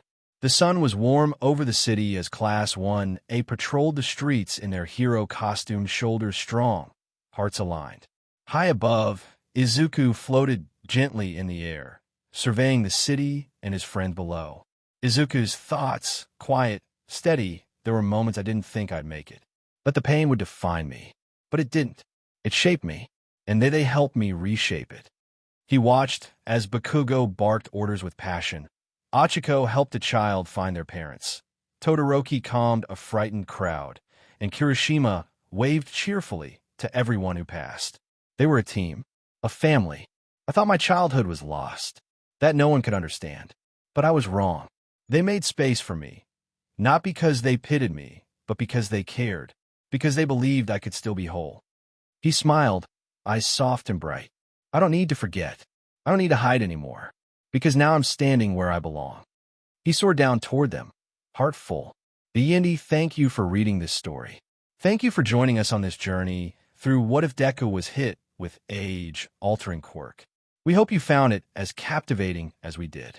A big thank you to Korina Kamalipa 8 for creating such an engaging story. Don't forget to visit their profile on Wattpad for more fantastic works. The link is in the description below. If you enjoyed this video, please give it a thumbs up, share with your friends, and subscribe to Zen and Fanfics for more intriguing explorations into fanfiction and fantasy. Your support helps us create more content like this, and we love hearing your thoughts and suggestions in the comment section. See you soon in the next video.